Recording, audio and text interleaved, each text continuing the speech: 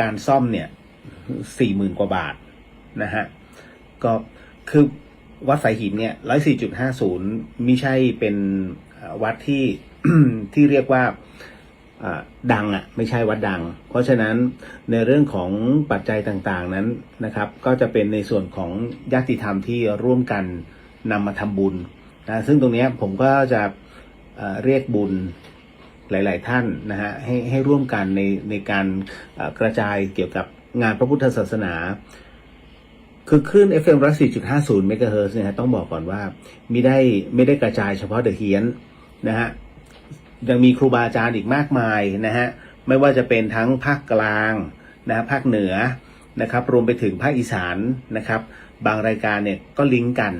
นะครับแล้วก็ออนแอร์สดผ่านนะตรงนี้เป็นช่องทางเพราะว่าวัดฝายหินเนี่ยฮะถือได้ว่าอินเตอร์สุดๆออนแอร์ไปยังวัดไทยในต่างแดนด้วยแล้วกันใช้คำว่าต่างแดนดีกว่าเพราะมันมีอเมริกาด้วยนะฮะก็พระอาจารย์วิศวัตท่านก็นำตรงนี้ฮะมาแต่ด้วยเนื่องจากวันนี้ไม่เป็นไรผมบอกพระอาจารย์แล้วว่าวันนี้วันโกนแล้วพรุ่งนี้วันพระ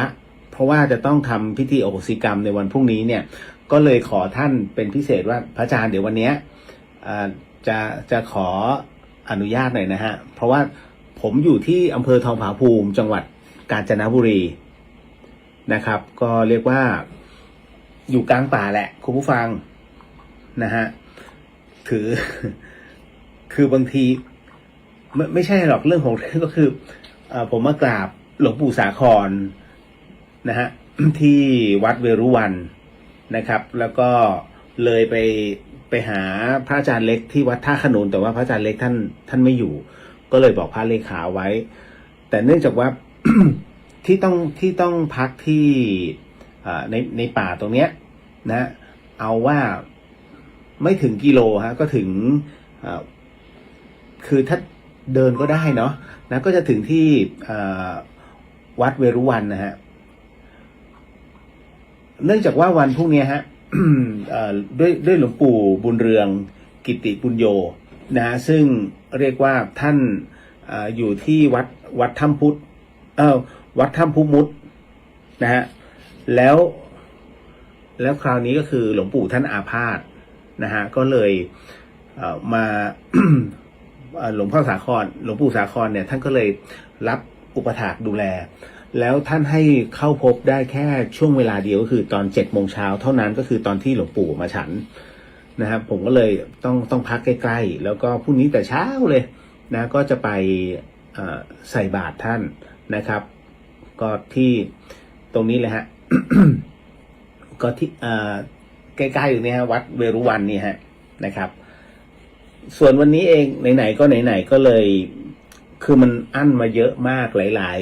ลายสัปดาห์เนาะนะครับเราก็ไปเจอครูบาอาจารย์มากมายนะฮะไม่ว่าจะเป็นสายอีสานทั้งหมดเลยนะฮะก็เป็นอีสานใต้ฮะ ตั้งแต่หลวงปู่เหลืองนะฮะมาที่หลวงพ่อเยื้อนขันติพโลนะครับแล้วก็ไปที่หลวงปู่ห้วยนะฮะไปจบที่หลวงพ่อเลี่ยมนะฮะซึ่งเป็นเป็นอีกหนึ่งสายนะฮะของมหานิกายนะครับที่เป็นสายหลวงปู่มั่นโดยแท้เพราะว่าหลวงพ่อชาสุภัทโทนะฮะหลายๆท่านน่าจะเคยได้ยินชื่อเสียงของพ่อแม่ครูอาจารย์นะก็คือหลวงพ่อชาสุภัทโทนั้นเป็นพระ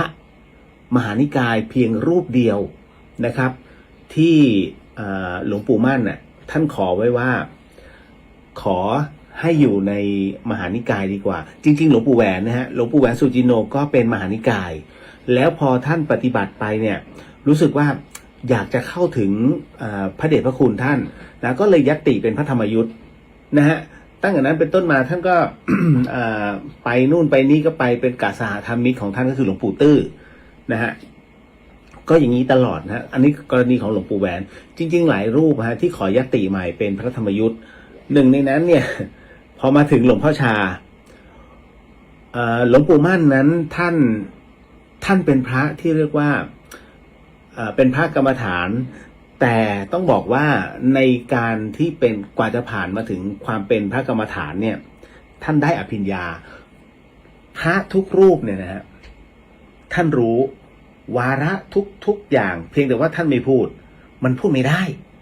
เพราะว่าถ้าพูดปุ๊บก็จะไปเจอข้อหาอวดอุตริดังนั้นเนี่ย ที่เราเห็นโอ้เดี๋ยวมีผู้วิเศษทั้งหมดทั้งมวลแม้กระทั่งผมเองเนี่ยไปอวดวิเศษทั้งหลายเนี่ย พูดแล้วก็กระดาษ ก็เราพยายามจะไม่ถ้าไม่จำเป็นก็จะไม่พูดเพียงแต่ว่าบางทีเราก็อดหมั่นไส้ไม่ได้เนาะเพราะว่าเราก็ยังอยู่ในบรรดาของโลกแห่งวงจรแห่งความเป็นราคะของ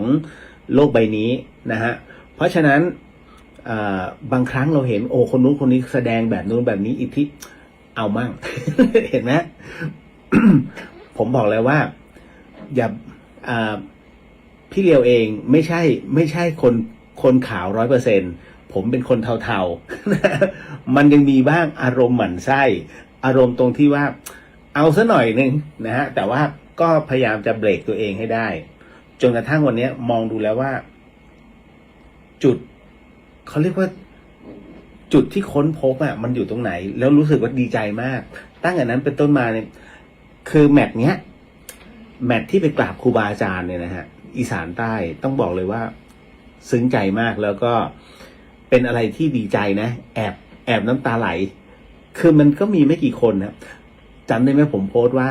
ความว่างอ่ะเฮ้ยความว่างมันมีอยู่จริงนะฮะเจอแล้วเจ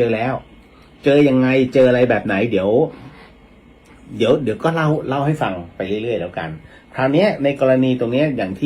ที่ว่าไว้ว่าพ่อแม่ครูอาจารย์นั้นก็คือหลวงปู่มั่นนั้นท่านก็มองหลวงพ่อชามองดูแล้วเนี่ย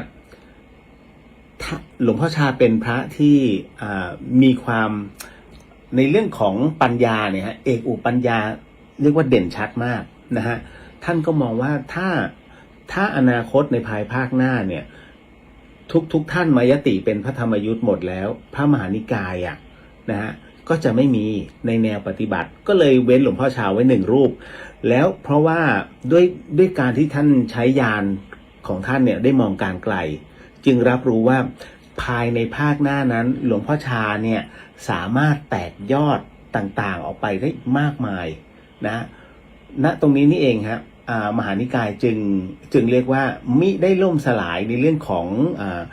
พระวิปัสสนาจารย์ดังนั้นเนี่ยสายหนองป่าพงเนี่ยจึงมีมากมายรวมไปถึงวัดป่านานาชาติตรงนี้นะฮะก็เกิดจาก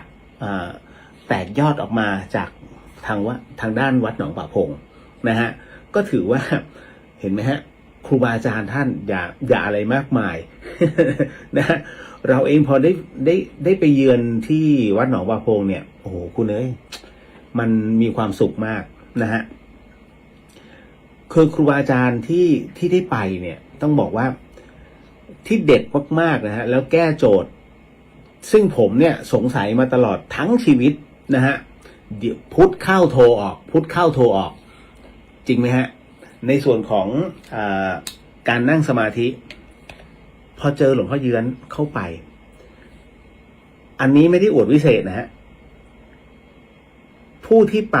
นะตรงนั้น50ชีวิตหลวงพ่อเยือนท่านสอนกรรมฐานนะฮะโดยใช้กุศโลบายนิดเดียวฮะแล้วสามารถขึ้นกรรมฐานได้เกือบ20คนแป๊บเดียวไม่ถึงนาทีเฮ้ยเป็นไปได้เหรอเป็นไปได้ฮะผมก็เลยเดี๋ยว คือมันต้องมีอุปกรณ์นะฮะผมเชื่อมั่นว่าใครที่เคยฝึกแล้วรู้นะฮะ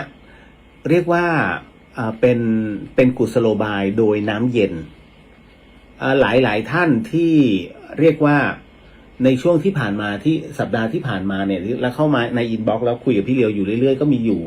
ประมาณ 5-6 ท่านเนี่ยฮะผมก็จะบอกว่าลองปฏิบัติแบบนี้ดูไหมเพราะว่าผมลองแล้วด้วยนะตรงเนี้ยไม่เหนื่อยแล้วมันจับได้ทั้งหมดเลยนะฮะซึ่งเราก็มานั่งคิดว่าสิ่งที่เราทำมันใช่ไหมนะฮะประกอบกับหลวงพ่อให้หนังสือมาเล่มหนึ่งนะฮะเป็นวิปัสสนานะฮะที่ผมก็ไม่อยู่ตรงนี้มันอยู่ในกระเป๋าเดี๋ยวขอดูก่อนนะฮะอยู่ในเป้อ๋ออยู่นี่เนี่ยฮะ ท่านให้หนังสือมาเรื่องศรัทธาในความว่างนะครับพอถึงนะตรงนี้เสร็จปุ๊บเนี่ยเราก็เลยลองตอนที่ดื่มน้ำเย็นไปเนี่ยดื่มแก้วเดียวนะฮะแล้วตั้งแต่นั้นมาเนี่ยพอเข้าไปหลวงพ่ออธิบายไว้ชัดเจนว่าเวลาพอเข้าไปแล้วเนี่ยคุณจะไม่รู้สึกอะไรเพราะมันคือความว่างคราวนี้หลายๆคน พยายามที่จะนั่งสมาธิอยู่เรื่อยๆนั่งสมาธิอยู่เรื่อยๆนะฮะพอนั่งสมาธิแล้วจำได้ไหมฮะมีคำถามมากมายที่เข้ามาในคำถามของพี่เลียวบอกว่าพี่ทำไมมันมีเสียงสวดมนต์พี่ทำไมจิตมันจึงตีกันพี่ทำไมมันจึงมีไอ้นี่ไอ้นู่นไอ้นั่นเข้ามาอยู่เรื่อยๆผมก็เลยรู้ทันทีว่าอ๋อเราก็ตอบในสิ่งที่เราก็ฝึกมาแบบนั้นก็ตอบทุกอย่างตอบนะฮะเพราะเราคืออะไรที่เราไม่เคยฝึกเราจะไม่ตอบแต่พอมาเจอสูตรของหลวงพ่อเยือนไปไม่ตอบฮะเพราะมันไม่รู้จะเอาอะไรมาตอบจริง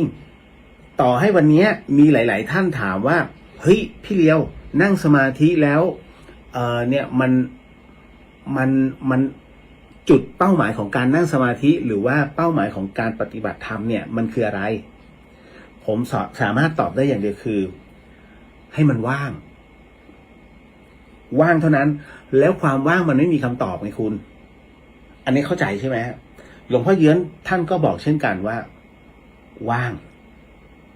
ถ้าว่างแล้วยังบอกว่าอ๋อมันมีเสียงไอ้นู่นนี่อันนี้คุณไม่ว่างต้องมีความว่างเท่านั้นแล้วกรรมฐานน้ำเย็นของท่านเนี่ยผมก็มานั่งพิจารณาว่าเอ๊ะอันนี้มันคืออาโปกสินหรือเปล่าไม่ใช่เพราะผมฝึกอาโปมานะฮะคืออาโปนี่มันทรมานมากๆแต่มันก็จับได้แต่พอเอาเข้าจริงๆกรรมฐานของท่านเนี่ยเหนือกว่านั้นเยอะแล้วมันขึ้นแป๊บเดียวคุณแล้วมันว่างเลยเดี๋ยววันพรุ่งนี้หลังจากพิธีอโหสิกรรมนะฮะพอดีพรุ่งนี้ป้าแก้วเชิญ ผมอยู่ที่เมืองการแล้วก็ป้าแก้วเห็นโพสต์มั้งป้าแก้วก็เลยบอกว่าคุณเลี้ยวพรุ่งนี้มาขอเชิญมาที่บ้านถ้าผมใส่นุ่งเหลืองห่มเหลืองก็คงจะนิมนต์อ่ะ โอ้คือป้าแก้วใช้คำจนผมปฏิเสธไม่ได้เอาได้ครับ นะก็เลยเดี๋ยวพรุ่งนี้ผมจะสอนจะใช้คำว่าสอนนะฮะผมจะถ่ายทอดในสิ่งที่ได้สัมผัสมาผมบอกแล้วว่าอะไรที่เราไม่ฝึกไม่เคยผ่านการฝึกผมจะไม่ถ่ายทอดนะฮะผมเป็นคนที่ไม่หวงวิชาอยู่แล้วถ้าถ่ายทอดแล้วมันได้ผลผมก็จะมาบอกพรุ่งนี้ถ้าใครอยากจะรู้คุณเตรียมน้ำเย็นไว้แค่1 แก้วเท่านั้นนะต้องเย็นจริงๆนะอันนี้บอกไว้ก่อนเลยนะฮะแล้วเรามาดูกันว่าขึ้นได้ไม่ได้ในเรื่องของความว่างแห่งสมาธิเพราะสมาธิมันคือความสงบความนิ่งความว่างถ้าคุณบอกว่าสมาธิจะต้องมีแบบนั้นแบบไม่ใช่สมาธิผมเพิ่งเข้าใจเฮ้ยจริงๆโอ้โหโง่มาตลอด30 ปีว่ะ ไอ้นั่งพุทธออกโทผมสายพุทโธนะเพราะฉะนั้นใครจะลองพองยุบนะมะพัทธะนะแล้วแต่นะฮะจะใช้สติปัฏฐานช่วยก็ได้นะฮะแต่ลองวิธีผมคือ ผมก็ต้องถามว่าการใช้สติปัฏฐานสูตรเนี่ยดีนะฮะแต่ว่าว่างไหมเพราะว่าการปฏิบัติธรรมจริงๆปฏิบัติเพื่ออะไรเพื่อรู้ใช่ไหมทำไมต้องรู้มันมีคำถามต่อทำไมต้องรู้การปฏิบัติธรรมคือเราทำเพื่อให้หลุดพ้นถูกไหมฮะมันได้คำตอบทันทีว่าเฮ้ยไม่คุณไม่ต้องทำอะไรเลยแค่ทำให้ตัวเองมองแค่ตัวเองแล้วมันเกิดความว่างขึ้นมานั่นแหละจบแล้วจบตรงนั้นจริงๆคุณแล้วมันรู้สึกว่า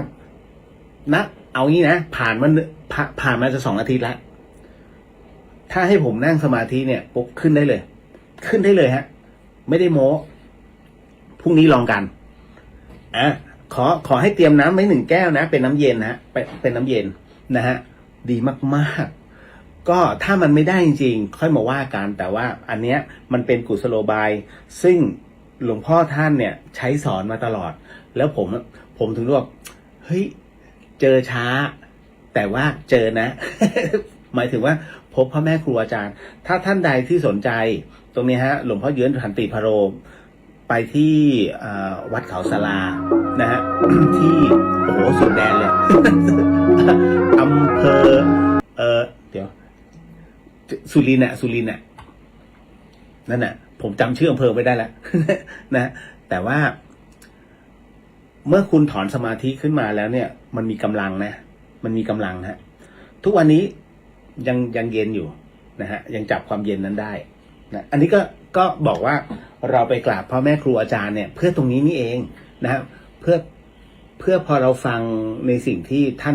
ได้ฟันฝ่ามาปฏิบัติมาเนี่ยเราลองมาทำดูก็เลยเฮ้ยสุดยอดเลยนะฮะแล้วหลวงพ่อเยื้อนท่านเป็นพระอุปถากหลวงปู่ดุลอตุโลหลวงปู่ดุลฮะก็ที่สุรินทร์เช่นกันนะฮะก็จะเป็นเรียกว่าอีกสายหนึ่งซึ่งเป็นสายของพ่อแม่ครูอาจารย์นะฮะก็คือสายหลวงปู่มั่นนั่นแหละฮะหลวงปู่ดุลยังบอกแล้วว่าคือหลวงพ่อเยื้อนท่านเป็นพระที่มีความประสงค์จะบวชแค่7 วันเพื่อแต่งงานเพื่อจะแต่งงานนะฮะแต่ไหนๆก็จะแต่งงานแล้วบวชให้แม่หน่อยนะฮะแล้วก็จากนั้นค่อยไปเอาเมีย อันนี้อยู่ในหนังสือเล่มนี้นะฮะแล้วท่านก็เล่าเองแล้วจากนั้นพอบวชได้แค่1 คืนนะฮะหลวงปู่ดุลท่านก็ให้หลวงพ่อเยื้อนเนี่ยแยกออกไปแล้วก็ไปสวดมนต์แล้วก็ไปปฏิบัติธรรมนะก็คือไปนั่งสมาธินะฮะผ่านไปรู้สึกจะ2 วันมั้ง2 วันหลวงปู่ดูลถามว่าเป็นยังไงบ้างภาวนาเป็นอย่างไรนะฮะหลวงพ่อเยื้อนก็บอกว่าผมตอบไม่ได้มันเหมือนกับว่ามันมีผู้รู้อยู่ข้างในแล้วผมไม่รู้ว่าผมจะตอบยังไงนะฮะหลวงปู่ดูลก็เลยมองนิดนึงนะฮะคือหลวงปู่ดูลไม่สอนแต่หลวงปู่ดูลใช้การถามนะฮะท่านก็เลยพูดถึงในเรื่องของด้วยความรู้สึกตรงนั้นนะฮะหลวงพ่อเยื้อนบอกว่าผมตอบไม่ได้หลวงพ่อนะฮะว่าพุทธะคืออะไรแต่มันมีตัวรู้อยู่แล้วมันก็ว่างผมก็ไม่รู้จะตอบยังไงกับหลวงพ่อหลวงปู่ดูลก็เลยมองแล้วก็บอกว่าโอ้ไอ้นี่ประมาณว่าท่านได้ธรรมะแล้วหลวงพ่อเยื้อนจึงเป็นพระที่ได้ธรรมะนะฮะณตรงเนี้ยเร็วที่สุดในบรรดาศิษย์หลวงปู่ดุลนะฮะอันนี้ก็เลยต้องบอกก่อนนะครับก็อาจารย์เดียวกับพระอาจารย์ปราโมทโชฮะนะพอถึงณตรงนี้เสร็จปุ๊บเนี่ยหลวงพ่อเยื้องก็เลยบอกว่าแล้วจะทำอย่างไรอยากให้หลวงพ่อนั้นช่วยแก้หน่อยนึงอยากให้หลวงปู่ดูลเนี่ยช่วยแก้เอาไอ้ตัวเนี้ยออกไปจากจิตเพราะไม่งั้นเนี่ยเดี๋ยวกลัวว่าเดี๋ยวจะครบ7 วันแล้วไม่ได้สึกไปแต่งงาน นะหลวงปู่ดูลก็บอกว่าจิตเนี่ยความว่างเนี่ยมันไม่มีหรอกคำว่าเวลาจิตมันไม่มีความแก่นะฮะจิตเนี่ยมันก็เมื่อมันขังไปแล้วมันจะอยู่ข้างในมันไม่ส่งมาข้างนอกแน่ๆนะตรงนั้นเสร็จปุ๊บพอถึงเวลานะฮะ7 วันหลวงพ่อเยื้อนเนี่ยลืมไปแล้วนะตรงนี้บวชก็คือบวชอยู่เรื่อยๆจนกระทั่งผ่านไปแค่ไม่เท่าไหร่ฮะหลวงปู่ดูลบอกว่า หลวงพ่อเยื้อนทำเนี่ยท่านได้ไปแล้วนะฮะ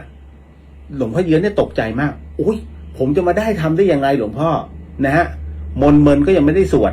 นะฮะศีลก็ยังปฏิบัติไม่ครบ แล้วผมจะได้ยังไงหลวงปู่ดูลจึงพาหลวงพ่อเยื้อนเนี่ยฮะนำไปฝากกับหลวงตามหาบัวยานสัมปันโนเพื่อไปปฏิบัติข้อวัดหลวงปู่ดูลอยู่ที่วัดป่าบ้านตาดเนี่ยฮะ1 เดือนก็ได้เป็นพระอุปถากนะฮะให้กับ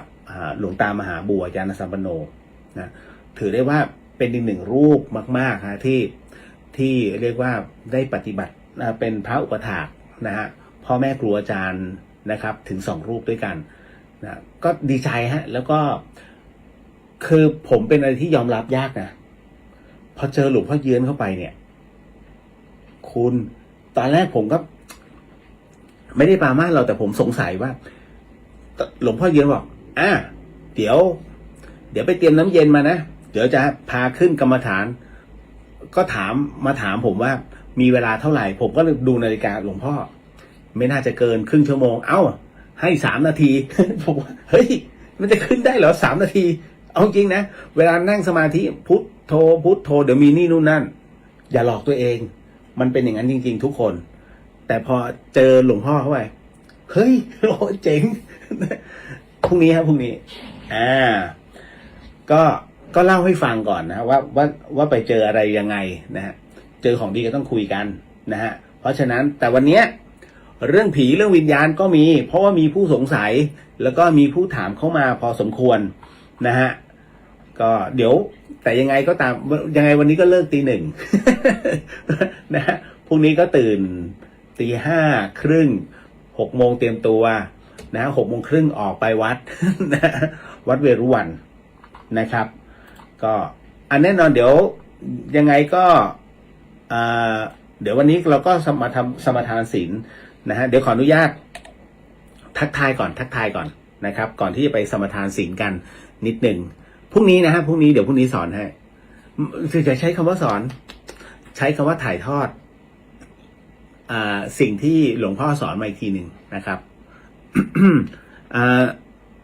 คุณชัยสวัสดีครับพี่เลียวสวัสดีครับน้องลิลลี่สวัสดีครับพี่เลียวสวัสดีครับนะฮะตามมาด้วยกุ๊บกิ๊บสวัสดีพี่เลียวคุณแม่ฝากสวัสดีพี่เลียวด้วยค่ะมีคำถามค่ะบางบทสวดเราสวดไม่เป็นแต่เราเปิด YouTube ฟังแล้วนั่งสมาธิน้อมจิตตามได้ไหมคะจะได้บุญไหมคะสาธุค่ะเพียงแค่น้อมจิตตามก็โอเคแล้วนะฮะ ถือว่าเป็นเรื่องที่ดีฮะนะครับในส่วนตรงนี้เห็นด้วยดีครับนะฮะ ได้บุญจ้าบุญเกิดจากใจอันบริสุทธิ์ของเราที่ทำนะฮะมีไหมล่ะจำใจทำบุญ นะตามมาด้วยอุ้ยเดี๋ยวนะครับพอดีเดี๋ยวนะฮะนิดนึงพอดีไอ้ตัวนี้มันเพี้ยนนะฮะคุณปุณณิสาสวัสดีค่ะคุณเรียววันนี้ ดูสดชื่นใช่ไหมแล้วก็มีออร่ามากๆไอ้กล้องนี้มันหลอก ต้องอันเนี้ย iPhone มันจะตุ่นนะฮะแล้วก็มาถึงนิดนึงนะฮะคุณมุนาโมทนาบุญด้วยค่ะครับผมคุณนพบอกว่าสวัสดีค่ะคุณเรียวสวัสดีครับนะฮะคุณพาสใช่ไหมพาสไทยใช่ไหมสวัสดีครับสวัสดีครับผมนะฮะตามมาด้วยคุณมุนะอยู่บัวเชษใช่อยู่อำเภอบัวเชษนั่นแหละครับ โอ้โหสุดยอดสวยมากนะฮะ คุณสมพรสวัสดีครับคุณมุนะฝึกแบบหลวงพ่อเยื้อนนั้นจะไม่มีความคิดจรเลยค่ะไม่มีจริงๆครับนะฮะลองและท่านสุดๆเลยเดี๋ยวพรุ่งนี้สอนให้นะครับพรุ่งนี้เดี๋ยวถ่ายทอดให้นะครับใจเย็นๆ โอ้อันนี้มาเยอะนะฮะคุณย่าสโนสวัสดีครับคุณเลียวสวัสดีครับคุณย่านะฮะเดี๋ยวน่าจะวันศุกร์นะคุณย่าผมน่าจะถึงแถวสุราษฎร์นะครับโอ้ทัวร์น่าดูวันนี้ขับรถจากกรุงเทพขึ้นมาทองผาภูมิพรุ่งนี้เข้าเมืองการนะฮะแล้วจากนั้นไปต่อลาดลีแล้วก็ถึงประจวบจากประจวบนู่น ไม่ชุมพรก็สุราษฎร์แล้วก็นครนะฮะคุณจินทชาสวัสดีค่ะคุณเรียวสบายดีไหมคะทอมซินหายสนิทแล้วนะคะวันนี้นั่งต่างมุมก็ทอมซินหายแล้วโดนไป1 เข็มสุดๆ นะ คือผมรู้สึกว่าเจ็บคอตั้งแต่ที่สุรินทร์ตอนที่นำคณะไปแต่นึกในใจเฮ้ยหรือเปล่าวะ หรือซีซั่นนี้จะไม่รอดเราก็มีความคิดคือความคิดแวบของความอารมณ์เห็นแก่ตัวมาทันทีอันนี้คือเราจับตัวเราได้ก็คือว่า ใช่ปะวะเราก็ไอแอม แต่มันเริ่มเจ็บคอทีละนิดไข้ไม่มี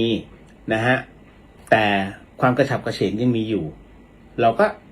ใส่แมสตลอดนะจนกระทั่งตั้งจิตก่อนว่ายังพรุ่งนี้ค่อยเทสนะฮะจนกระทั่งพอถึงอุบลนะพอถึงอุบลเสร็จปุ๊บนะนอนอุบลเนี่ยคืนที่สองพอคืนที่สองเฮ้ยมันยังเจ็บอยู่ก็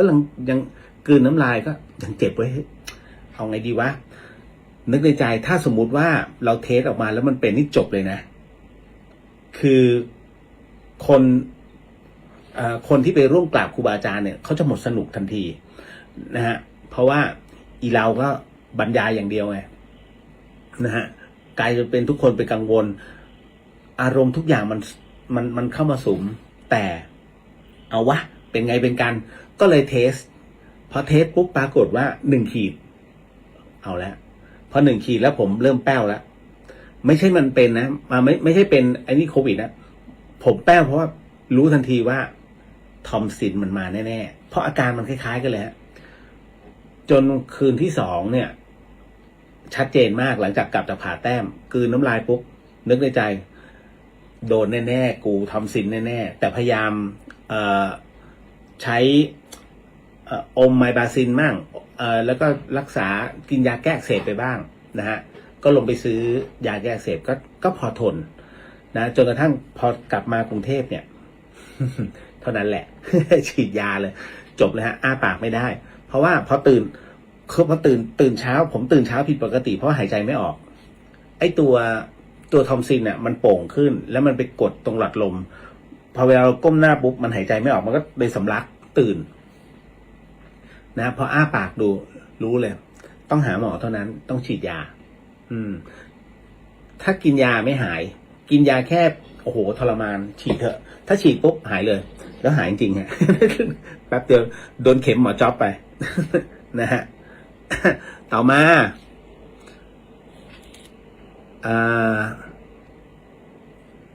ตามมาด้วยคุณณัฐศิษย์สวัสดีครับพี่เรียวสวัสดีครับผมป้าแก้วสวัสดีค่ะคุณเรียวตั้งใจรอฟังเลยค่ะ เดี๋ยวพรุ่งนี้ก็ไปถึงตรงนั้นพรุ่งนี้เดี๋ยวผมไปทำพิธีอโหสิกรรมที่นั่นเลยนะฮะ ก็มีคำถามด้วยวันนี้เข้ามาเนี่ยอโหสิกรรมทำไมจึงไม่ทำทุกวันคะเดี๋ยวตอบให้นะฮะที่ไหนสักแห่งคิดถึงพี่เรียวครับวันนี้มาแล้วมาแค่2 วันแล้วเดี๋ยวหายศีรษะ มันขับรถระยะยาวคุณ นะฮะ ขจรศิลป์สวัสดีครับพี่เรียวสวัสดีครับผมคุณใกล้รุ่งสวัสดีค่ะคุณเรียวสวัสดีครับนะฮะคุณสุวรรณยาสวัสดีค่ะสาธุโมทนาบุญด้วยฮะโหยครั้งนี้ปิติพี่มาลีสวัสดีค่ะสวัสดีครับพี่มาลีนะคุณจันยาสวัสดีค่ะคุณเรียวสวัสดีฮะคุณชนทิชาสวัสดีค่ะนะฮะก็คุณภริญญาสวัสดีค่ะพี่เรียวมิตรชัยนะฮะสวัสดีครับพี่เรียวสาธุครับโมทนาสาธุครับคุณจินนชาบอกว่าสำหรับคุณเรียวน้ำเย็นเข้าไปสุดที่จุดไหนคะพอระบุได้ไหมแล้วความรู้สึกเป็นยังไงคะปกติจิตคุณเรียวรวมยังไงคะก่อนกรรมฐานน้ำเย็นตอบไม่ได้ ตอนที่ดื่มน้ำเย็นเข้าไปเนี่ยหลวงพ่อบอกว่ารู้สึกถึงตรงไหนเมื่อมันรู้สึกถึงตรงไหนให้ไปจับอยู่ตรงนั้นพอเราจับจุดมันอยู่ตรงนั้นเสร็จปุ๊บแค่หลับตาจิตไม่ต้องไม่นึกถึงลมเข้าไม่ต้องนึกถึงลมออกไม่ต้องนะฮะพุทโธคือภาวนานะเพื่อให้จิตมันนิ่งแต่ท้ายที่สุดแล้วจำได้ไหมฮะครูบาอาจารย์มักจะบอกเมื่อเดินไปแล้วมันจะเกิดความว่างขึ้นมาไม่ต้องรอเจออันนี้เข้าไปของหลวงพ่อเข้าไปว่างเลยว่างเลย เอาจริงลองดูก็ได้นะครับพอดื่มน้ำเย็นเข้าไปแล้วจับจุดที่มันเย็นคุณจะจิตของคุณจะถูกขังอยู่ตรงนั้นหลับตาเมื่อไหร่คุณจะรู้สึกเย็นตรงนั้นมันเป็นเรื่องจริงนะฮะซึ่งเป็นอะไรที่แปลกใหม่แล้วใช้ได้ผลจะนั่งให้ผมนั่งแป๊บหนึ่ง ได้เลย เมื่อกี้ก่อนเข้ารายการก็2 ยกก็คือเข้าสมาธิไปแล้วมันนิ่งนะก็เย็นมากคือเอาว่าภายนอกมันร้อนแต่ข้างในอ่ะตรงท้องตรงจุดนะที่เรามันเหมือนเป็นภาพจำเอาไว้แล้วอ่ะมันอยู่ในนั้นขึ้นยังไงก็เย็นนะฮะเดี๋ยวพรุ่งนี้จะถ่ายทอดให้นะแต่เตรียมแก้วไว้นะแก้วหรือว่ามีน้ำแข็งหน่อยก็ดีนะครับหรือเต็มที่ก็น้ำอ่ะไม่ต้องเยอะนะไม่ต้องไปว่าวังกินเป็นขวดนะเอาแค่1 แก้ว1 แก้วไม่ล้นด้วยเลยครึ่งมาหน่อย นะแต่ว่าต้องเย็นหลวงพ่อบอกต้องเย็นน้ำอุ่นไม่ได้น้ำร้อนไม่ได้นะฮะน้ำธรรมดาก็ไม่ได้นะฮะเพราะมันอยู่แค่คอนะครับโอสูตรนี้สุดยอดนะฮะคุณเรียนเป็น X-Men ที่อ่านใจคนได้ไหมคะขอถามก่อนเป็นพระเดี๋ยวตอบไม่ได้เป็นอวดอุตริมันคือการไปรับรู้วาระจิตชาวบ้านน่ะมันก็ไม่ใช่เรื่องดีมันเป็นการใช้ที่ฟุ่มเฟือยนะฮะแต่ถ้าถามว่ารับรู้ได้ไหมใช้คำว่าเคยดีกว่าเคยทำได้นะครับก็เราพูดดักไปคุณเออธิชามั้งถ้าจำไม่ผิดนะฮะที่ผมพูดออกไปแล้วคุณเอตกใจหุยคุณเลี้ยวจำภาพที่แกตกใจได้เลย รู้ได้ไงว่าเอจะพูดอย่างนี้ไม่รู้ก็พูดออกไปนะอันนั้นเคยทำได้ฮะแต่ว่า มันก็ยากนะการที่จะมีอะไรเป็นทิปเป็น X ผมเป็นแค่คำว่า X-Men ของผมผมแค่เห็นแค่วิญญาณแค่นั้นเลยอย่างอื่นไม่รับรู้เพราะว่าไม่อยากรู้นะฮะก็แค่ถ้าขึ้นมโนมยิทธิเมื่อก่อนเนี้ยก็สามารถอยู่แต่ว่าต้องมีหลวงพี่รับรองนะตอนนี้หลวงพี่ไม่อยู่แล้วจะให้ใครรับรองผมก็ไม่เอา นะกลัวนะฮะเพราะว่าเล่นเอาเป็นไข้ไป2 เดือนเนี่ยนะฮะแล้วก็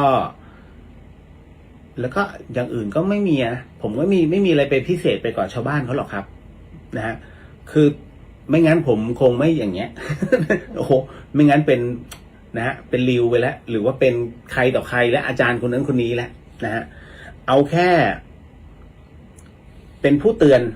ที่ดีแล้วกันนะฮะใครมีปัญหาอย่างทุกวันนี้หลายๆท่านมีปัญหาก็อินบ็อกซ์มาผมก็จะตอบให้นะครับไม่มีมูลค่าด้วยคือความปรารถนาดีมันไม่มีมูลค่านะฮะ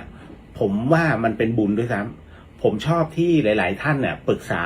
แล้วผมก็จะหาคำตอบให้เพราะเรารู้สึกเราได้บุญคือมันมีการบ้านคุณเข้าใจใช่ไหมนะฮะมันเป็นการบ้านแห่งความดีซึ่งเขาทุกมาแล้วเราไขให้เขาเนี่ยแค่เขาสบายใจเนี่ยคุณเอ้ยแบบฮานาก้าเลย มันมีความสุข จริงๆนะฮะโรคจิตหรือเปล่าไม่รู้นะ นะ แล้วก็โมทนาสาธุนะครับสำหรับผู้ที่ฝากปัจจัยในเรื่องของการร่วมบุญนะครับ ก็จัดการเดี๋ยวจัดการให้ นะฮะป้าแก้วขอบพระคุณเรืออย่างมากเลยค่ะครับผมโอ้โหป้าแก้วใช้คำเชิญถ้าผมไม่กล้าปฏิเสธ ป้าแก้วจับจุดได้ป้าแก้วใช้หลวงพี่นำ ผมก็ต้องไปเลย นะฮะคุณจิ๊บสวัสดีค่ะคุณเรียวสวัสดีฮะกุ๊กกิ๊บบอกว่าใช้การเดินจงกรมได้ไหมคะสาธุได้หมดเลยนะฮะจะเป็นการยืนเดินนั่งนอนมันได้หมดกุ๊กกิ๊บแต่ว่าต้องถามก่อนว่าแม็กซิมัมของมันในเรื่องของการปฏิบัติคืออะไรเราอธิษฐานพระนิพพานสมมตินะฮะเราอธิษฐานพระนิพพานแต่จิตมันไม่นิพพานมันก็ยังเดี๋ยวรู้ว่าก้าวนะเดี๋ยวก้าวหนอยกหนอย่างหนอวางหนอคือทุกอย่างนะฮะสิ่งที่คุณหนอหมดเลยมันคิดมันไม่ได้ว่างนะฮะจะบอกว่ามันว่างนะครับไม่ว่างมันไม่ว่างยังไงคุณก็ไม่ว่างนะอย่างหลวงพ่อเยือนเนี่ยให้นิดเดียวดื่มน้ำแล้วมัน ถามว่าว่างไหมว่าง ก็เลยสงสัยอีกว่า หลวงพ่อไอ้ที่เลื่อยไม้ จิตมันไปนั้น หลวงพ่อบอกอ่ะถ้าจิตมันฟุ้งขนาดนั้น ยกนิ้วโป้งมายก แล้วเพ่งที่นิ้วโป้ง มันไปไหนไหมจิตไปไหนไหมเราก็ไม่ไปไหนมันก็อยู่ที่โป้งใช่ มันก็อยู่ที่นี้มันไม่ไปไหนมันนอนต่อให้มีเสียงรอบข้างปุ๊บให้คุณสังเกตเลยนิ้วโป้งนิ้วโป้งนิ้วโป้งอย่าละมันแล้วค่อยหลับตา แล้วก็เข้ากรรมฐานต่อสุดยอดหลวงพ่อสอนง่ายๆเราโอ้หลวงพ่อทำไมมันง่ายอย่างนี้เอ้าก็ที่เนี้ยง่ายๆเสือกไม่มาเรียนมึงไปเรียนกันยากๆโอ้โหผมหงายท้องเลยเนี่ยหลวงพ่อสุดนะฮะก็เอามาถ่ายทอดไงนะฮะเอามาคุยกันอย่างเงี้ยเสวนาธรรมของแท้นะฮะ9สวัสดีครับคุณพี่ไม่ได้ฟังนานเลยครับสวัสดีจ้าคุณน้องพี่ก็เพิ่งจะเห็นชื่อน้องนี่แหละคิดถึงเหมือนกัน คุณจันยาเคยมีญาติธรรมไปกราบหลวงพ่อเยือนแล้วเรื่องกรรมฐานน้ำเย็นค่ะต้องลองฮะเพราะมันใช้ได้ผล ไม่ใช้ได้ผลผมไม่พูดนะฮะเพราะเราลองแล้วไงนะฮะซึ่งเอาจริงๆเมื่อก่อนก็ขึ้นได้แหละก็พุทโธนี่แหละจนมันนิ่งแต่ผมว่ามันยากพอมาเจอของหลวงพ่อไปเนี่ยมันย่นระยะเวลามากจริงๆกว่าคุณจะเข้าเนี่ยเดี๋ยวยุงเดี๋ยวนี้นะไม่อันนี้หลวงพ่อให้จับเลยที่ความเย็นของน้ำสุดๆเห็นเคยเห็นผมพูดงี้ไหม พอถึงตรงนั้นเวลาคุณเข้าได้แล้ว คุณจะไม่ได้ติดสุขนะแต่คุณจะทำอะไรเหมือนที่หลวงพ่อบอกเลยถ้าคิดว่างมันว่างมันจับต่อให้คุณนั่งขับรถผมลองแล้วนะนั่งขับรถลองดิเฮ้ย มันไร้คำตอบอ่ะมันผมไม่รู้จะตอบยังไงเพราะว่ามันไม่มีคำตอบที่มันเกิดขึ้นแต่มันรู้ว่ามันรับรู้อยู่อ่ะนั่นแหละนะฮะคุณจานสวัสดีครับพี่เลียวสวัสดีครับผมคุณบูนสวัสดีครับพี่เลียวพรุ่งนี้รอเลยสาธุครับนะฮะก็เดี๋ยววันพรุ่งนี้แหละนะฮะมีอะไรก็ถ่ายทอดกันเดี๋ยวลืมไง เนี่ยเพราะว่าคือช่วงเนี้ยสถานียังไม่เสร็จถ้าเสร็จแล้วมันต้องไปเราต้องทำตามหน้าที่ก็คือคำที่จะตอบนี่นู่นนั่นแล้วแต่ว่าพอในระยะเวลาที่เรายังไม่ตอบคำถามอย่างอื่นเนี่ยกลับกลายเป็นเรื่องของการชอบปฏิบัติอะ สูตรหลวงพ่อสุดยอดนี่แหละฮะก็เดี๋ยวขออนุญาตก่อนที่จะไปเรื่องนี้นู่นนั่นนะครับก็มีคำถามเนี่ยในเรื่องของอโหสิกรรมอะไรอย่างเงี้ยนะครับเราไปสมาทานศีลกันก่อนเนาะนะครับก็เป็นสูตรของหลวงพี่ท่านนะฮะ ช่วงนี้ก็แปลกๆผมคิดถึงแต่หลวงพี่ นะคือพี่เอื้องก็จะโพสต์เรื่องราวของหลวงพี่นะฮะ พี่เอื้องภาสุรีผมก็คิดถึงนะไม่ใช่ไม่คิดถึงนะฮะก็คิดถึงพระอาจารย์ภาสกรนะฮะแล้วก็ภาพต่างๆเนี่ยที่มันก็เคยเกิดขึ้นน่ะมันก็เลยทำให้อย่างที่ผมพอเห็นปุ๊บมันก็มีอารมณ์ในการหน่อยเขียนมา เขียนมากบางทีมันก็มันสะดุดเนี่ยเราว่าหลวงพี่ท่านอยู่ข้างในแล้วไงนะฮะ แต่พอเจออะไรตอกย้ำเอาซะหน่อยนะพยายามจะไม่เป็นก็เลยขึ้นกรรมฐานเนี่ยของหลวงพ่อเยือนตลอด นะว่าโอเคดีขึ้นนะฮะแต่ว่ามันก็ยังมีอยู่ที่มันจะมีแวบๆเพราะว่าเมื่อกี้ก่อนที่จะเข้ามานั่งจัดรายการนะฮะตรงเนี้ยด้านนอกเขาก็จะมีเมรัยหมายถึงว่าบ้านตรงข้ามนะฮะที่พักตรงดอยเนี่ยนะเขาก็มี เป็นวงเลยเสียงมันก็ดังเราก็นั่งกรรมฐานด้านนอกอ่ะก็มีนะมันมีแวบไปจิต จิตหนึ่งมันก็เงียบเลยมันเงียบเลย แอบไปดามหน่อย เงียบกูจะนั่ง มันก็มีบ้างนะฮะแหมไม่ใช่ผู้วิเศษว่าโอ้ยมันจะนิ่งไม่นะแต่มันคุมได้ต้องลองฮะนะฮะก้าวว่าไงรบกวนสอบถามเรื่องหมอบีทูตสื่อวิญญาณครับเห็นเวลาเขาออกรายการจะเห็นภาพนิมิตหรือว่ารู้จักบุคคลต่างๆของหลายๆคนที่เขาพบแบบที่เขาแบบนี้เขาจะเสียพลังจิตเยอะไหมครับแล้วเป็นผลดีไหมฮะกรณีของบีนั้นเนี่ยนะฮะของเก่าเขาเยอะนะฮะแต่ในขณะเดียวกันหมอบีก็มีจุดบอดเหมือนกันนะฮะเป็นจุดบอดที่เรียกว่าตัวเองก็รู้นะฮะว่าท้ายที่สุดแล้วมันจะประมาณไหนอะไรยังไงนะฮะ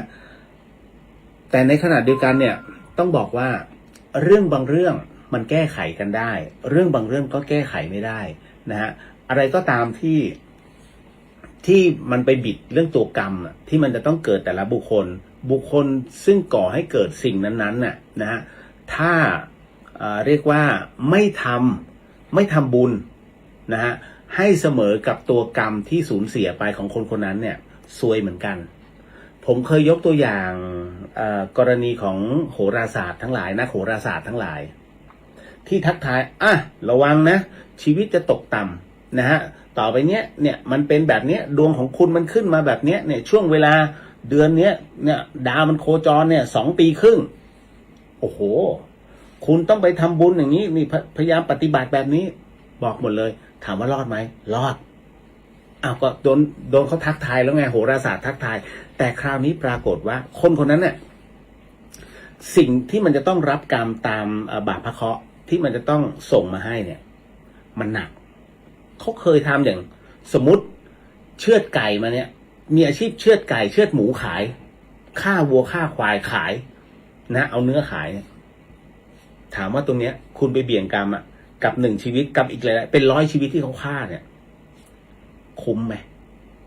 นะฮะคุณต้องทำบุญขนาดไหนเพราะไปเบี่ยงตัวกรรมเขา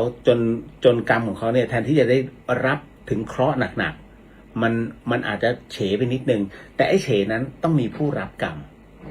นั่นนะฮะกรณีตรงนี้นี่เองเนี่ยก็ไม่รู้หรอกคือบีจะเป็นคนที่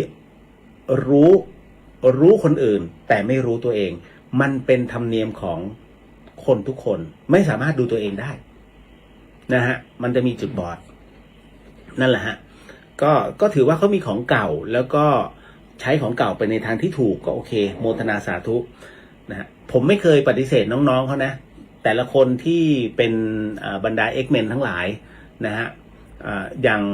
หมอปลายนะฮะหรือว่าใครต่างๆนานาเนี่ยนะไม่ต้องไปดูภูมิหลังเอาแค่ปัจจุบันซึ่งผมไม่ต้องการให้สิ่งเหล่านี้มันมาก่อให้เกิดความไม่สบายใจกับอีกหลายๆคนนะฮะแค่นั้นอย่างบอกระวังประเทศจะพังมันไปการเมืองทันทีนะคุณมันจะมีบางอย่างที่มันพลิกได้นี่ฮะมันจะมีหลายๆอย่างที่จะเกิดผลกระทบการใช้เรื่องราวตัวนี้ทำไมครูบาอาจารย์ไม่พูดล่ะแต่ท่านใช้กุศโลบายยกตัวอย่างจำได้ไหมฮะพระป่าช่วยชาติหลวงตามหาบัววิกฤตเศรษฐกิจนะฮะปี 40ท่านมองเห็นล่วงหน้าท่านจึงทำพระป่านี้ขึ้นช่วยเลยเพราะรู้ว่าณจุดนั้นเนี่ยรัฐบาลไม่สามารถทำอะไรได้ต้องให้ประชาชนทั้งหมดเนี่ยเรียกว่าคล้ายๆว่าหอบทองมาทั้งหมดมาช่วยเหลือประเทศประมาณนั้นเลยเพราะรู้ล่วงหน้าเห็นไหมท่านไม่มาพูดหรอกมันเป็นอย่างนี้ไม่ใช่หน้าที่หลวงตานะเพราะฉะนั้นทำบุญประเทศใครอยากจะมาร่วมมาเห็นไหมฮะแล้วพลังบุญหลวงตามหาบัวสุดยอดทุกคนช่วย2-3 ปีนั้นน่ะเงินที่เข้าคลังหลวงเนี่ยนะฮะเข้ากองคลังเนี่ยโอ้โหคุณเป็นหมื่นล้านจากประชาชนที่ช่วยประชาชนมิได้ศรัทธารัฐบาลฮะ ประชาชนศรัทธาหลวงตาจึงมาช่วยตรงนี้เห็นไหมพระป่าช่วยชาติไม่ต้องมาอะไรมากมายเอาช่วยชาติช่วยชาติช่วยกันนี่ฮะกุศโลบายนะครับไม่จำเป็นต้องแสดงออกมากมายฮะ นะฮะต่อมาคุณจินนะอีก30 คนที่ขึ้นกรรมฐานไม่ได้หลวงพ่อบอกไหมคะว่าเป็นเพราะเหตุใดเปล่าครับก็คือว่าไม่ได้มีใครคุยกันว่าขึ้นได้ขึ้นไม่ได้เขาแค่สงสัยแล้วก็จับกลุ่มคุยกันแค่ตรงนั้นคือเป็นประเภทไม่กล้าถามพอไม่กล้าถามเนี่ยหลวงพ่อท่านพูดท่านก็ปรารภไปหลายๆเรื่องสนุกสนานหลวงพ่อเยือนสุดยอดฮา ผมนั่งผมยังขำเลยโอ้หลวงพ่อนะฮะแล้วท่านพูดตรงไปตรงมานะฮะแต่อย่างผมก็เลยถามตอนที่เขาไปดูจุดชมวิวกันผมก็เดินไปที่กุฏิหลวงพ่อนะหลวงพ่อเยือนท่านก็นั่งข้างหน้านะเป็นระเบียงนะฮะนั่งบนมานั่งนะฮะถอดจีวรออกก็เหลือแค่อังสะหลวงพ่อครับอยากทราบว่าแล้วพวกที่เป็นเจโตนะฮะพวกที่เป็นเจโตอันนี้ผมถามเผื่อทุกคนนะแล้วพวกที่เป็นเจโตเขาต้องทำไงหลวงพ่อต้องนับหนึ่งใหม่ไหม ผมว่าหลวงพ่อเขามองนิดจะมานับทำไมพวกเจโตมันก็เจโตก็ให้มันอยู่อย่างนั้นนะฮะหมายถึงว่าคุณจะความหมายหลวงพ่อหมายถึงว่าคุณจะเป็นอะไรมาก็แล้วแต่นะฮะจะมีฤทธิ์มาก่อนฝักฝ่ายฤทธิ์มาก่อนหรือคุณจะเป็นวิปัสสนาแบบไหนมาก่อนช่างมันหลวงพ่อบอกให้ขังมันไว้แล้วลองดูตรงเนี้ยนะเพราะทั้งหมดทั้งมวลความว่างไม่มีเจโตความว่างไม่มีอะไรความว่างมันไม่มีจุดเริ่มต้นนะคุณมันบอกไม่ได้โอ้โหเท่านั้นแหละคุณมันแก้ปมได้เลยเพี้ยจบเลยคือผมมันไม่ได้ต้องการฤทธิ์ไม่ได้ต้องการเป็นเอกเนี่ยแต่ผมอยากรู้ว่าที่สุดแล้วของครูบาอาจารย์พ่อแม่ครูบาอาจารย์นั้นนะที่ท่านเป็นพระสุปฏิปันโนกันได้เนี่ยท่านฝึกกันนี่นู่นนั่นขึ้นมาเนี่ยคีย์มันอยู่ตรงไหนหลวงพ่อเยือนเป็นคนที่บอกคีย์ฮะแค่นั้นเลยคือความว่างซึ่งตรงนี้ก็ไปเหมือนกับพระอาจารย์นพพรอธิจวังโสซึ่งท่านบอกแล้วว่างมึงนั่งสมาธิยังไงก็ต้องว่างหลวงพ่อพูดนะฮะแล้วท่านบำเพ็ญอยู่รูปเดียวกลางป่าอำเภอเชียงดาวนะฮะทุกวันนี้ก็อยู่รูปเดียวนะฮะเพราะว่าพระอยู่กับท่านไม่ได้หลวงพ่อเคร่งมากนะฮะเคร่งตามพระวินัยเป๊ะพอเคร่งตามพระวินัยอยู่ไม่ได้มันต้องมีหย่อนหลวงพ่อไม่หย่อน นะฮะเพราะฉะนั้นพอถึงตรงนี้เสร็จปุ๊บมันก็แต่พระอาจารย์นพพรอธิจวังโสหลวงพี่ภาสกรก็เคยไปอยู่ตรงนั้นผมเองเนี่ยก็ได้มีโอกาสเข้าพบแล้วก็ได้พูดคุยได้สัมภาษณ์ได้ตอบคำได้สัมภาษณ์แล้วก็ให้ท่านตอบคำถามพระพุทธศาสนาอะไรอีกหลายอย่างมากมายแต่ท่านยังอธิบายไม่ครบเจอหลวงพ่อเยือนเข้าไปไม่มีอ้อมค้อมนาทีนึงจริงๆขึ้นได้เลย ว่างมันว่างเท่านั้นแล้วบอกวิธีปฏิบัติพร้อมเลยนี่แหละฮะ เอาละฮะคุณเหลงบอกว่าโมทนาสาธุค่ะที่คุณเรียวพบจุดรวมจิตกรรมฐานน้ำเย็นได้รวดเร็วก็โค้ดดีฮะผมเป็นนักกีฬามาก่อน นะพอเราเป็นนักกีฬาเนี่ยมันจะรู้จุดว่าจังหวะมันอยู่ตรงไหนเอาจริงนะเข้าการเมืองหน่อยได้ไหมเดี๋ยวจะถูกด่า ไม่ใช่หรอกคือเราก็เพิ่งเปิดประเทศนะฮะแล้วเขาก็จะมีชุมนุมกันคือที่ผมพักเนี่ยมันใกล้กับดินแดงนะฮะผมก็ไม่รู้ว่าถูกประสงค์ของผู้ที่ชุมนุมรู้ว่าไล่นายกแต่ทำไมต้องทำลายของแค่นั้นเลยอยากรู้เคยมีสักสมัยไหมฮะที่ทำลายนู่นทำลายแล้วเขาออกไม่มีตัดภาพมาอเมริกันประท้วงเรื่องปืนอุ้ยตายแล้วเขาประท้วงกันเงียบๆแล้วก็ทุกคนเห็นด้วยยกมือ ตายแล้วทำไมประเทศเราไม่เป็นแบบนั้นวะ นะฮะไม่หรอกภาพมันตัดมากลับมาบอกว่าจังหวะคนไทยไม่รู้จังหวะเพราะผู้ชุมนุมไม่ใช่นักกีฬา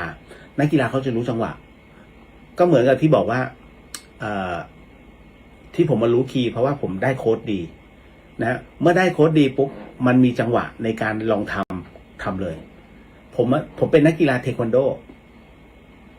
เหมือนกันนะฮะถ้าผมมีจังหวะผมทำแต่ถ้าไม่มีจังหวะผมจะอยู่ข้างนอกก่อนสมัยก่อนนะฮะพอเรารู้จังหวะปุ๊บถึงปังเตะถอยมันต้องรู้เพราะฉะนั้นเรื่องจังหวะนักกีฬาจะเก่งแค่นั้นแหละเรื่องของเรื่อง นะฮะจบไม่ได้แตะการเมืองนะอันนี้แค่พูดถึงในเรื่องของจังหวะแค่นั้นเองเอาละฮะก็มาต่อมานะฮะ คุณเหลงบอกว่าจริงค่ะเพื่อนร่วมปฏิบัติก็ฝึกที่กงไทเก๊กโยคะพบจุดนี้กันเร็วมากหลายคนก็บอกว่าพบจากการฝึกสิ่งเหล่านี้มาก่อนก็พอได้น้ำเย็นเข้าไปก็เจอเลยในครั้งแรกใช่ครับมันมีส่วนนะผมว่ามันมีส่วนในเรื่องของตรงนี้เดี๋ยวเรามาสัมปทานศีลกันก่อนแล้วมันมีข้อซักถามมากเลยทีเดียวในเรื่องของวิญญาณด้วยตอบหมดจัดไป ครับผมนิดนึงนะฮะสาธุท่านใดที่ไม่สามารถจะร่วมโมทนาในเรื่องของการสมทานศีลได้เนี่ยใช้จิตเป็นตัวกำหนดตามนะฮะแล้ววันพรุ่งนี้ชุดใหญ่พรุ่งนี้โหสิกรรมพรุ่งนี้เดี๋ยวผมจะพอดีพระอาจารย์วิศวัตรท่านอนุญาตแล้วเดี๋ยวขอดูก่อนถ้าพรุ่งนี้เนี่ยอาจจะไม่ใช่5 ทุ่มอาจจะเร็วกว่านั้นนะฮะถ้าเป็นไปได้เดี๋ยวผมก็จะขอพระอาจารย์ว่าเอาสักทุ่มไหมเนาะทุ่มประมาณนี้ประมาณหลวงพี่ประมาณทุ่มหนึ่งนะฮะก็ขอในเรื่องของตรงนี้แล้วกันนะฮะในเรื่องของการนำอโหสิกรรมแล้วก็พูดคุยนะสักชั่วโมงครึ่งนะประมาณนี้นะครับเพราะว่าอีกวันหนึ่งผมต้องเดินทางต่อขับรถนะนั่นแหละนิดนึงนะฮะก็ท่านใดที่อยากจะที่บอกว่าไม่สามารถจะเอ่ยได้ก็ใช้จิตน้อมนำแล้วก็โมทนานะครับพรุ่งนี้เตรียมอุปกรณ์ด้วยนะน้ำเย็นเรามาขึ้นกรรมฐานกันว่าตามนั้นไหมสาธุขออนุญาตนะโม3 จบก่อนนะฮะแล้วก็ไปในเรื่องของการสมทานศีล นะโมตัสสะภะคะวะโตอะระหะโตสัมมาสัมพุทธัสสะนะโมตัสสะภะคะวะโตอะระหะโตสัมมาสัมพุทธัสสะนะโมตัสสะภะคะวะโตอะระหะโตสัมมาสัมพุทธัสสะน้อมจิตตามนะครับ ในเรื่องของการสมทานพุทโธธัมโมสังโฆศีลข้อ 1ไม่ฆ่าสัตว์ศีลข้อ 2ไม่ลักทรัพย์ศีลข้อ 3ไม่ประพฤติผิดในกามศีลข้อ 4ไม่พูดเท็จศีลข้อ 5ไม่ดื่มสุราและของมึนเมาบัดนี้ข้าพเจ้าตั้งใจรักษาศีลแล้วบัดนี้ข้าพเจ้าคือผู้มีศีลข้าพเจ้าผู้มีศีลละอายต่อการทำความชั่วกลัวต่อผลของบาปกรรมข้าพเจ้าผู้มีศีลมีหิริโอตปะมีกายเป็นมนุษย์มีใจเป็นเทวดาเป็นมนุษย์เทโวเข้าถึงความเป็นสหายกับเราเทวดาทั้งหลายณบัดนี้ข้าพเจ้าทั้งหลายขออดโทษลดกรรมที่ข้าพเจ้าประมาทพลาดพลั้งในช่วงวันนี้ลงในฉับพลันและขอให้กรรมดีที่ข้าพเจ้าหรือเหล่ากัลยาณมิตรได้ทำไว้นั้นขอจงมาแทรกส่งผลบุญนี้ให้ข้าพเจ้าได้มีความสุขและประสบผลสำเร็จตลอดไปเถิดสาธุ สาธุสาธุอนุโมทามินะฮะเอาละ มาก็เดี๋ยวทุ่มครึ่งได้ไหมคะเดี๋ยวขอดูอีกทีนึงเดี๋ยวจะแจ้งเอาไว้ใน Facebook เนาะนะฮะแล้วก็ท่านใดที่อยากจะลองนะฮะกับพี่เลียวดูนะฮะแค่แป๊บหนึ่งนะฮะเราจะเสียเวลากันแค่แป๊บเดียวแต่ขอให้เตรียมแก้วน้ำเย็นไว้แก้วน้ำพร้อมน้ำเย็นใครไม่มีน้ำเย็นเอาน้ำแข็งก่อนใส่น้ำแข็งไว้ในแก้ว แล้วอย่าเพิ่งเติมน้ำนะฮะ แก้วแบบไหนคราวนี้ไม่ใช่แก้วเยติแก้วเยติกินยันท้องอืดนะฮะ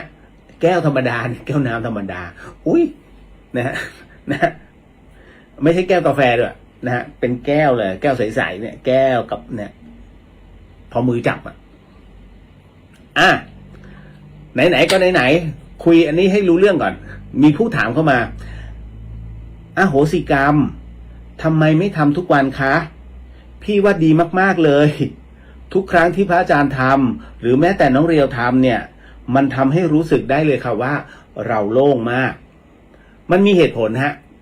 นะครับ ในส่วนของการทำอโหสิกรรมมันมีเหตุผลอะไรคือเหตุผล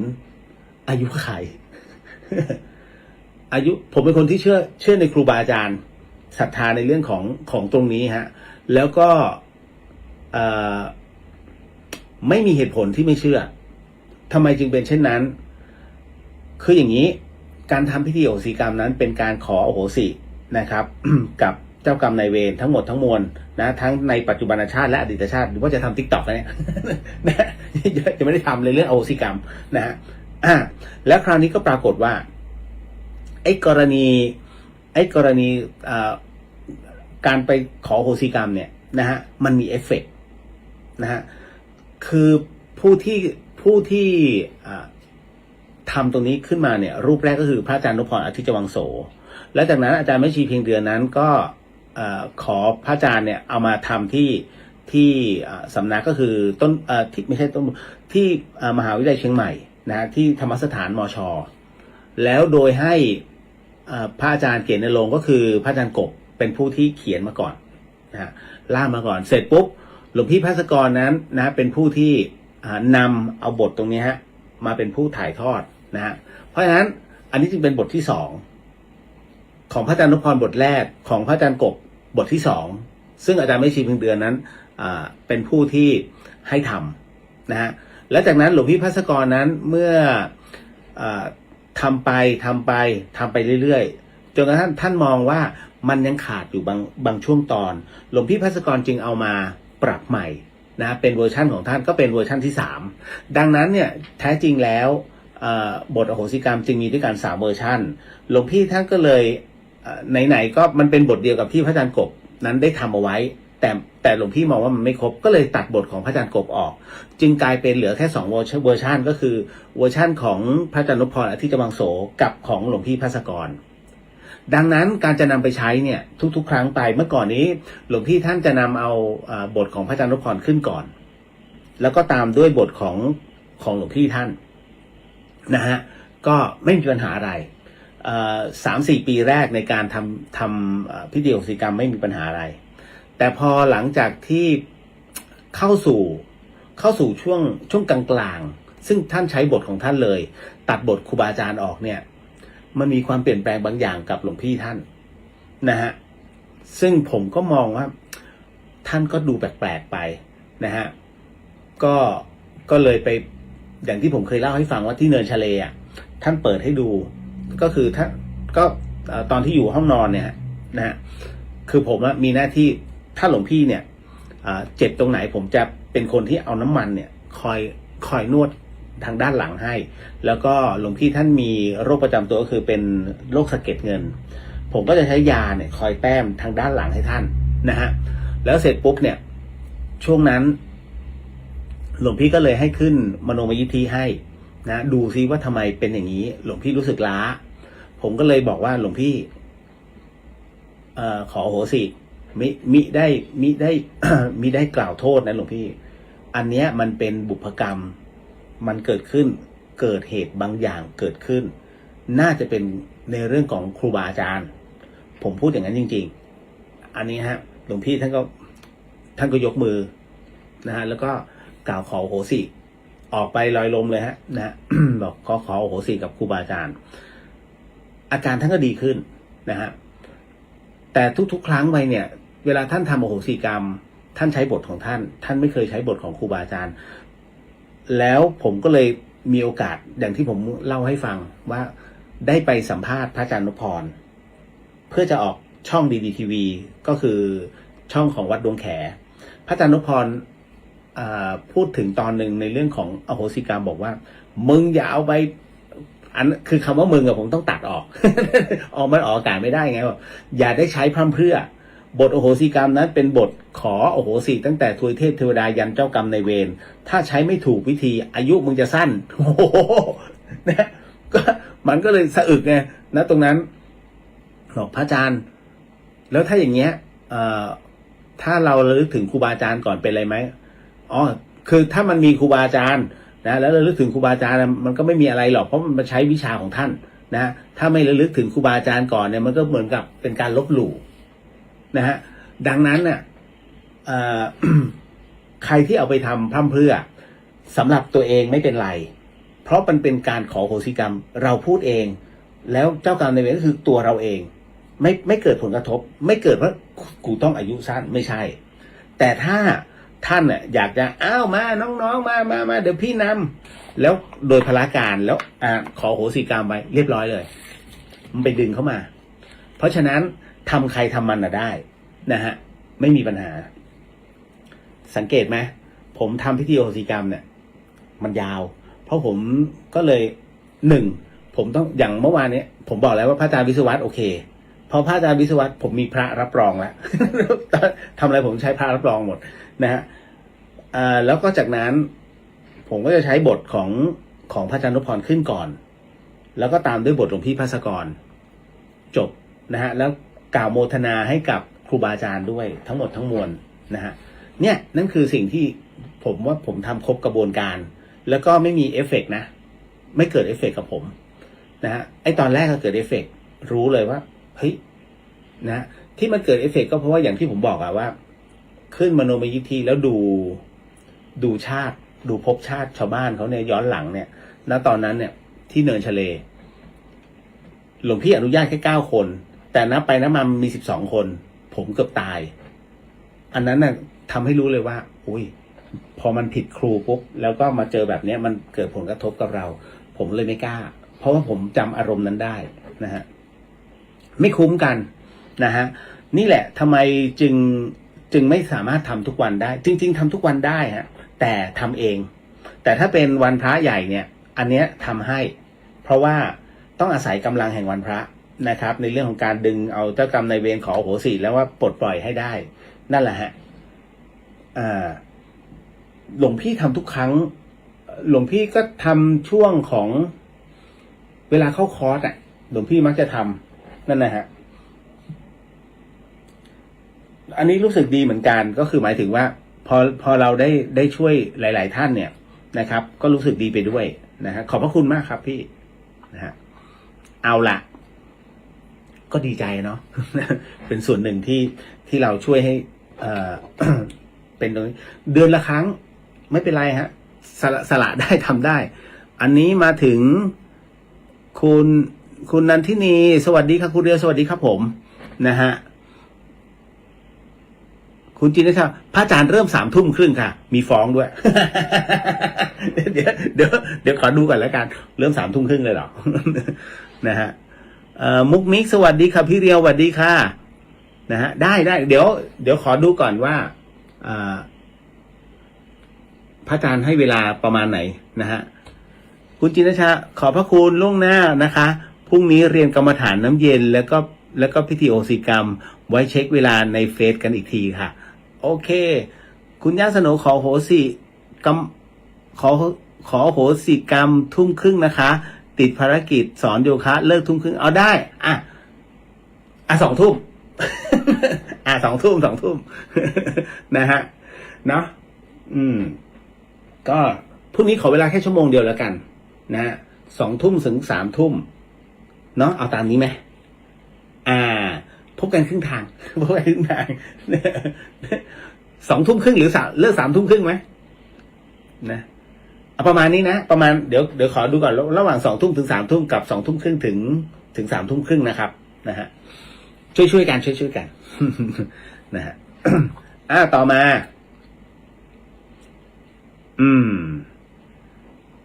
โอ้มีพระเครื่องก็มาวิญญาณก็มี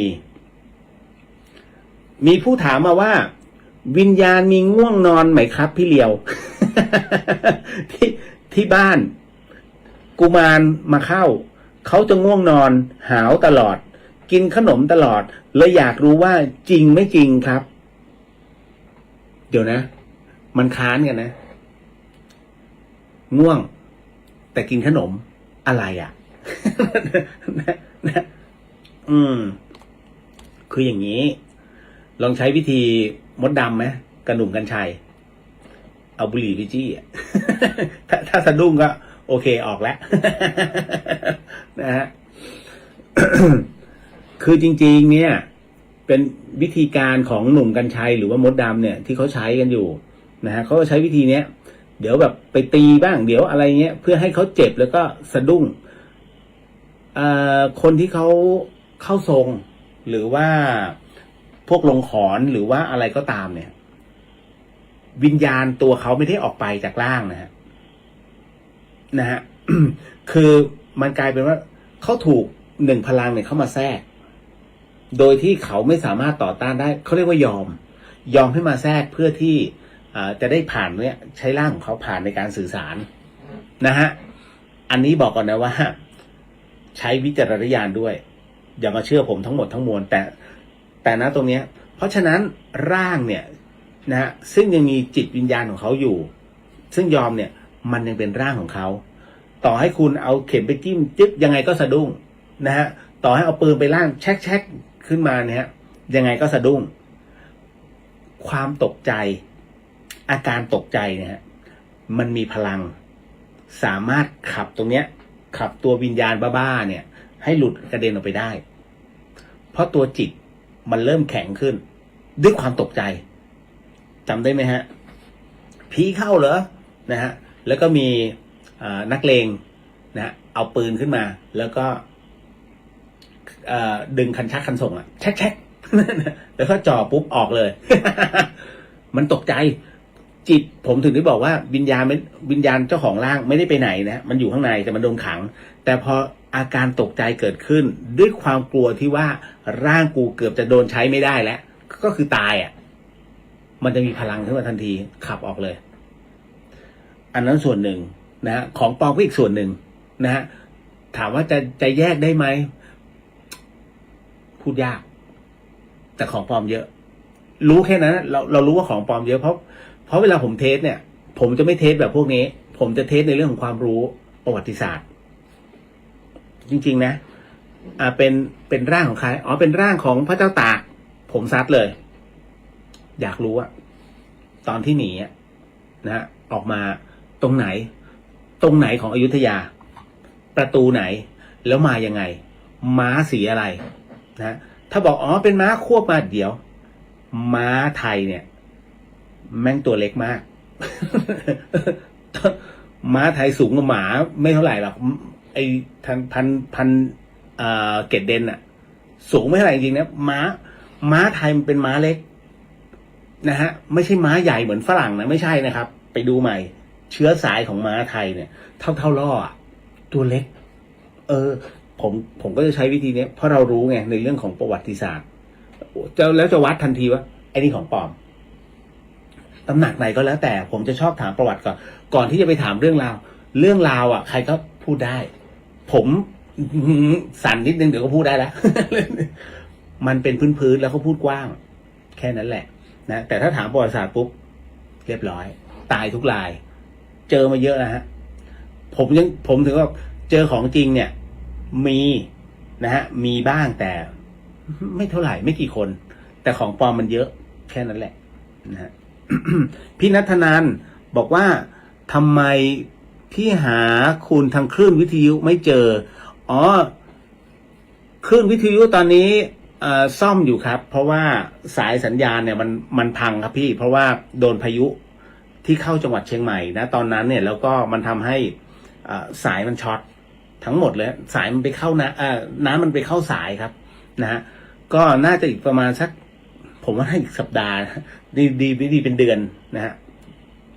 ครับ อันนี้ก็เลยแจ้งไว้หน่อยนะครับพี่ นะฮะอ๋อคุณเล้งบอกโอเคตามนั้น นอนหลับแล้ว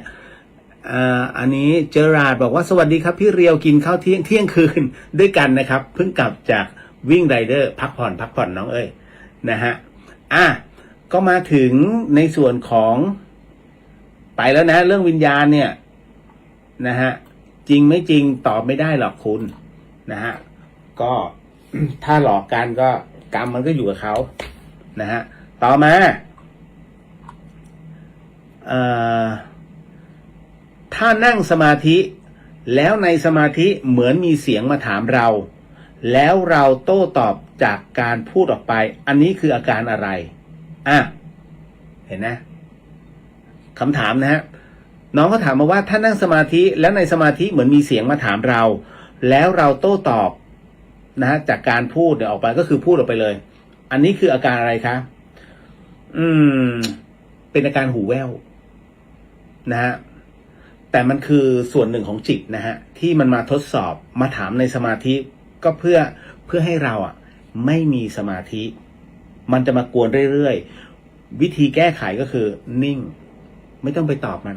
ไม่ต้องไปอะไรเลยนะฮะแล้วก็ถ้าใช้วิธีของพระอาจารย์กระเชนคือใครคือผู้รู้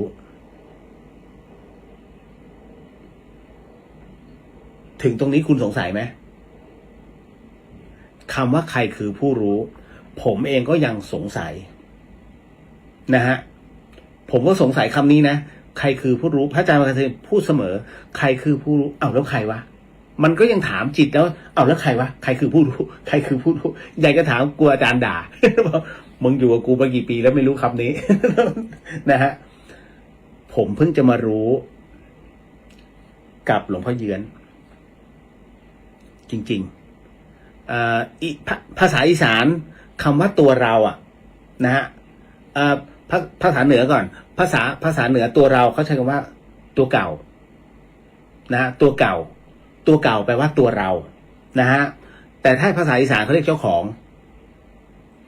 หลวงพ่อเยือนเลยบอกว่า ตอนที่ท่านตอบหลวงปู่ดุลนะฮะบอกว่าก็เหมือนกับว่าเจ้าของนะฮะเรารู้แค่นั้นก็คือเหมือนกับก็เจ้าของเป็นผู้รู้นั่นแหละก็คือตัวรู้ของมันก็คือตัวเราเองคือผู้รู้เพราะฉะนั้นคำว่าใครคือผู้รู้หมายถึงว่าตัวเราคือผู้รู้แต่ว่ามันอยู่ข้างในนะกรณีเนี้ยอันเนี้ยเรื่องนี้เลยเรื่องสมาธิเลยนะฮะต่อให้มีอะไรก็ตามเนี่ยเข้ามานะมันก็ยังมีบางอย่างที่มากวนในสมาธิถูกไหมฮะคุณลองใช้วิธีเนี่ยพรุ่งนี้กรรมฐานน้ำเย็น1 แก้วเดี๋ยวจัดนะฮะถ่ายทอดให้อีกที นะฮะแล้วคุณจะรู้ว่าเฮ้ยโอเค ของเขาจริงนี่แหละฮะพรุ่งนี้คำถามนี้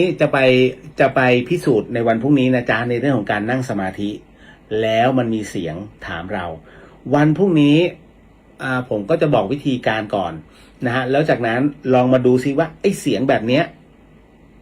นะฮะมันยังมีอยู่ไหมนะฮะเมื่อจิตของเราไปจับณจุดนั้นแล้ว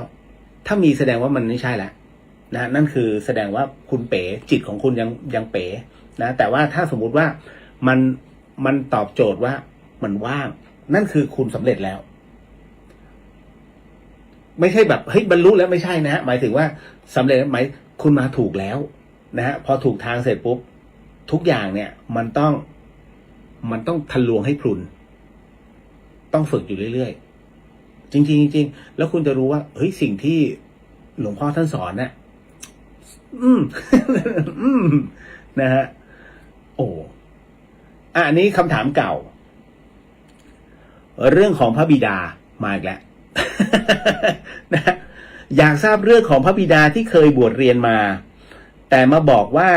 เขาคือผู้สร้างโลกเป็นบิดาของพระเยซูทำไมเขาจึงเป็นแบบนั้นพร้อมทั้งทำให้สาวกบริวารเชื่อสนิทใจแบบศรัทธามากมายเอาเรื่องของศรัทธาก่อนนะก่อนที่ไปตัวเขาแล้วกันพระบิดาเงียบไปแล้วใช่ไหมพระบิดาเก็บตัวนะฮะคือศรัทธาเนี่ยผู้ที่ศรัทธาพระบิดานะอันนี้ต้องบอกว่าเป็นผู้ที่เขาทำกรรมมาร่วมกันถ้าไม่มีกรรมร่วมกันนะฮะมันจะไม่มาผูกพันกันแบบนี้นะฮะไม่ว่าเขาจะทำอะไรจะบอกอะไรเชื่อไปหมดนะครับเพราะฉะนั้นเนี่ยมันเหมือนกับว่าครั้งหนึ่งคนที่บอกว่าเป็นพระบิดาเป็นผู้เผยแผ่เคยเป็นผู้เผยแผ่มาก่อนนะแต่เป็นผู้เผยแผ่แบบผิดๆนะฮะอย่างที่หลวงปู่มั่นบอกในมูโตไทยฮะสอนผิดนะฮะสอนใครสอนผิดเหมือนประกาศความชั่วไปทั่วจตุรทิศนะฮะเพราะมันบิดไงมันบิดคำสอนนะฮะมันก็เลยพังกันหมดเลยนะแต่กรณีที่บอกว่าเคยบวชเรียนมาแล้วนั้นเนี่ยนะฮะของอะไรพระบิดาเนี่ยอันนี้เรียกว่าถูกพวกอวิชชาครอบงำเป็นผู้ที่ถูกอวิชชาครอบงำมันก็เลยเป็นอย่างนั้นนะเพราะฉะนั้นเรื่องราวตัวนี้เรียกว่าเป็นประเภทพวกเห็นผิดเป็นชอบนั่นแหละมันจึงกลายเป็นเรื่องราวอะไรแบบนี้ขึ้นมาเยอะมากปัจจุบันเยอะมากฮะนะผมเองก็ไม่ได้บอกว่าเฮ้ยเราเก่งเราเจ๋งไม่ใช่ผมแค่ตอบคำถามแล้วก็คลิกไปที่เหลือใช้กาลมาสูตรในเรื่องของการพินิจพิเคราะห์ผมเองเนี่ยเอาง่ายบอกตามตรงนะฮะวันก่อนเห็นผู้ที่นำเอาคลิปของพระอาจารย์คึกฤทธิ์เอามาออกนะฮะใน TikTok นะฮะคือผมไม่ได้ฟังหรอกนะฮะแต่ว่าท่านใช้พุทธวจนะในการนำนะตรงนั้นก็โมทนาสาธุนะฮะแต่ผมเองก็ใช้หลักกาลมาสูตรนะผมก็มองไม่ว่าจะเป็นพระไตรปิฎกหรือว่าพุทธวจนะเนี่ยทั้งหมดทั้งมวลเนี่ย 2,000 กว่าปีที่ผ่านมานะฮะถ้ามันถูกเปลี่ยนไปนิดนึงเนี่ยนะฮะจบเลยนะเพราะฉะนั้นเนี่ยท่านจึงได้บอกว่าให้ใช้หลักกาลมาสูตรก็คือเมื่อปฏิบัติสิ่งใดแล้วสิ่งนั้นเกิดเป็นกุศลจงเชื่อในสิ่งนั้นนะฮะเพราะฉะนั้นอย่าเชื่อในสิ่งที่เล่าสืบต่อกันมาอย่าเชื่อในสิ่งที่มีการจดบันทึกต่อกันมานะฮะแม้กระทั่งในเรื่องของคัมภีร์ตำราก็อย่าเชื่อนะฮะตรงนั้นจงเชื่อในสิ่งที่ปฏิบัติแล้วเป็นกุศลจงเชื่อในสิ่งนั้นเพราะฉะนั้นผมยกตัวอย่างคำว่าที่ไม่เอกหายไปตัวเพี้ยนเลยนะปฏิบัติอย่างนี้นะฮะเดินจิต2 ทีเดินจิต2 ที่ต่างกันไหมต่างกันแค่ตัวเดียวฮะเพราะฉะนั้นถามว่าจะเชื่อได้ไหมต้องปฏิบัตินะผมไม่ได้หมายถึงว่าสิ่งที่พระอาจารย์คึกฤทธิ์บอกนั้นถูกหรือผิดนะฮะแต่ผมให้หลายๆท่านนะลองพินิจพิเคราะห์ในเรื่องของการปฏิบัติดูนั่นแหละครับเพราะฉะนั้นอันนี้ผมก็โมทนาสาธุในสิ่งที่พระอาจารย์ท่านก็ถ่ายทอดนะครับ ทุกอย่างเปลี่ยนแปลงได้หมดผมยึดมั่นคำหลวงพ่อชามันบ่แน่ นะพี่เลียวคือคนดีมันบ่แน่ถูกไหมฮะคนทุกคนเนี่ยที่เดินผ่านเราบอกว่าคนดีแต่หลวงพ่อชาจะบอกมันบ่แน่แน่นอนฮะวันนี้ดีเดือนหน้าก็ดีเดือนต่อไปโมโหฆ่าลูกฆ่าเมียดีบ่ดีเห็นไหมมันบ่แน่ทุกวันนี้นะฮะ ที่เขาติดคุกกันนะหรือว่าวันต่อไปจะมีคนที่ถูกตำรวจจับหรือว่าติดคุกต่อไปเนี่ยนะฮะวันนี้เขายังเป็นคนดีอยู่พรุ่งนี้ไม่แน่ว่าเขาเกิดโทสะขึ้นมาไปทำอะไรขึ้นมาเป็นคดีสุดท้ายเนี่ยเป็นคนดีไหมฮะใช้คำหลวงพ่อชาได้เลยมันบ่แน่ผมก็เลยต้องใช้คำนี้ตลอดมันบ่แน่นะฮะ จบเนาะ นะผมมันหลายๆคนนะฮะเอาล่ะต่อมา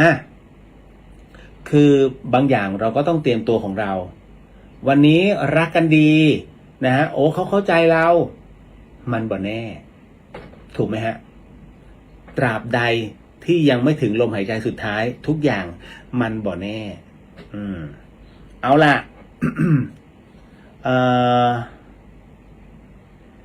มีเงินที่เขาทำบุญพระป่า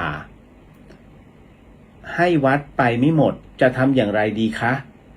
คือวัดอยู่อันนี้ผมตอบไปแล้วยังอยู่ที่หนองบัวอันนี้ตอบไปแล้วนี่นะฮะให้โทรไปอ่ะเห็นไหมคำถาม อันนี้ลืมติ๊กเอาใหม่มีเงินที่เขาทำบุญพระป่าให้วัดไปไม่หมดจะทำอย่างไรดีคะคือวัดอยู่ที่หนองบัวลำพูแหละคือลูกหยิบซองมารวมไม่หมดมันไปค้างอยู่ในเป้ลูกนะคะจะทำอย่างไรดีผมก็เลยบอกว่าก็ให้ฉีกซองเลยดูเงินเลยนับจำนวนเงินนะฮะแล้วก็โทรไปที่วัดหลวงพ่อคะเงินมันค้างอยู่ที่หนูอะค่ะเนี่ยจำนวนเท่านี้ให้หนูโอนไปไหมคะนะฮะถ้าโอนได้ถ้ามีบัญชีคุณก็โอนเลยนะฮะแต่ถ้าสมมติว่าวัดบอกว่ามันไม่มีเลยโยมอาจต้องฝากหลวงพ่อคะเอางี้ได้ไหมคะให้หลวงพ่ออนุญาตให้หนูเอาไปทำบุญวัดใกล้ๆตามจำนวนนี้เจ้าค่ะถ้าท่านบอกว่าอนุญาตคุณไปทำบุญที่วัดใกล้ๆบ้านคุณได้เลยใช้ได้เหมือนกันเพราะว่าท่านถือว่าท่านสละแล้วก็โมทนาใหม่ณตรงนี้คุณทำตามจุดประสงค์เรียบร้อยแล้วไม่ติดกรรมนะฮะจบติ๊กก่อนเลยเดี๋ยวลืมอีก ต่อมาขอเวลาสัก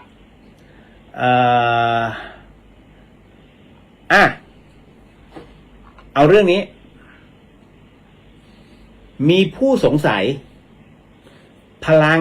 ของพระเครื่องนั้นจะแสดงออกมาในรูปแบบไหนนะถ้าแสดงจากองค์พระแล้วเราไปทำกรอบครอบเอาไว้พลังมันไม่ติดกรอบเหรอ คุณสงสัยกันไหมนะฮะสงสัยกันไหมฮะ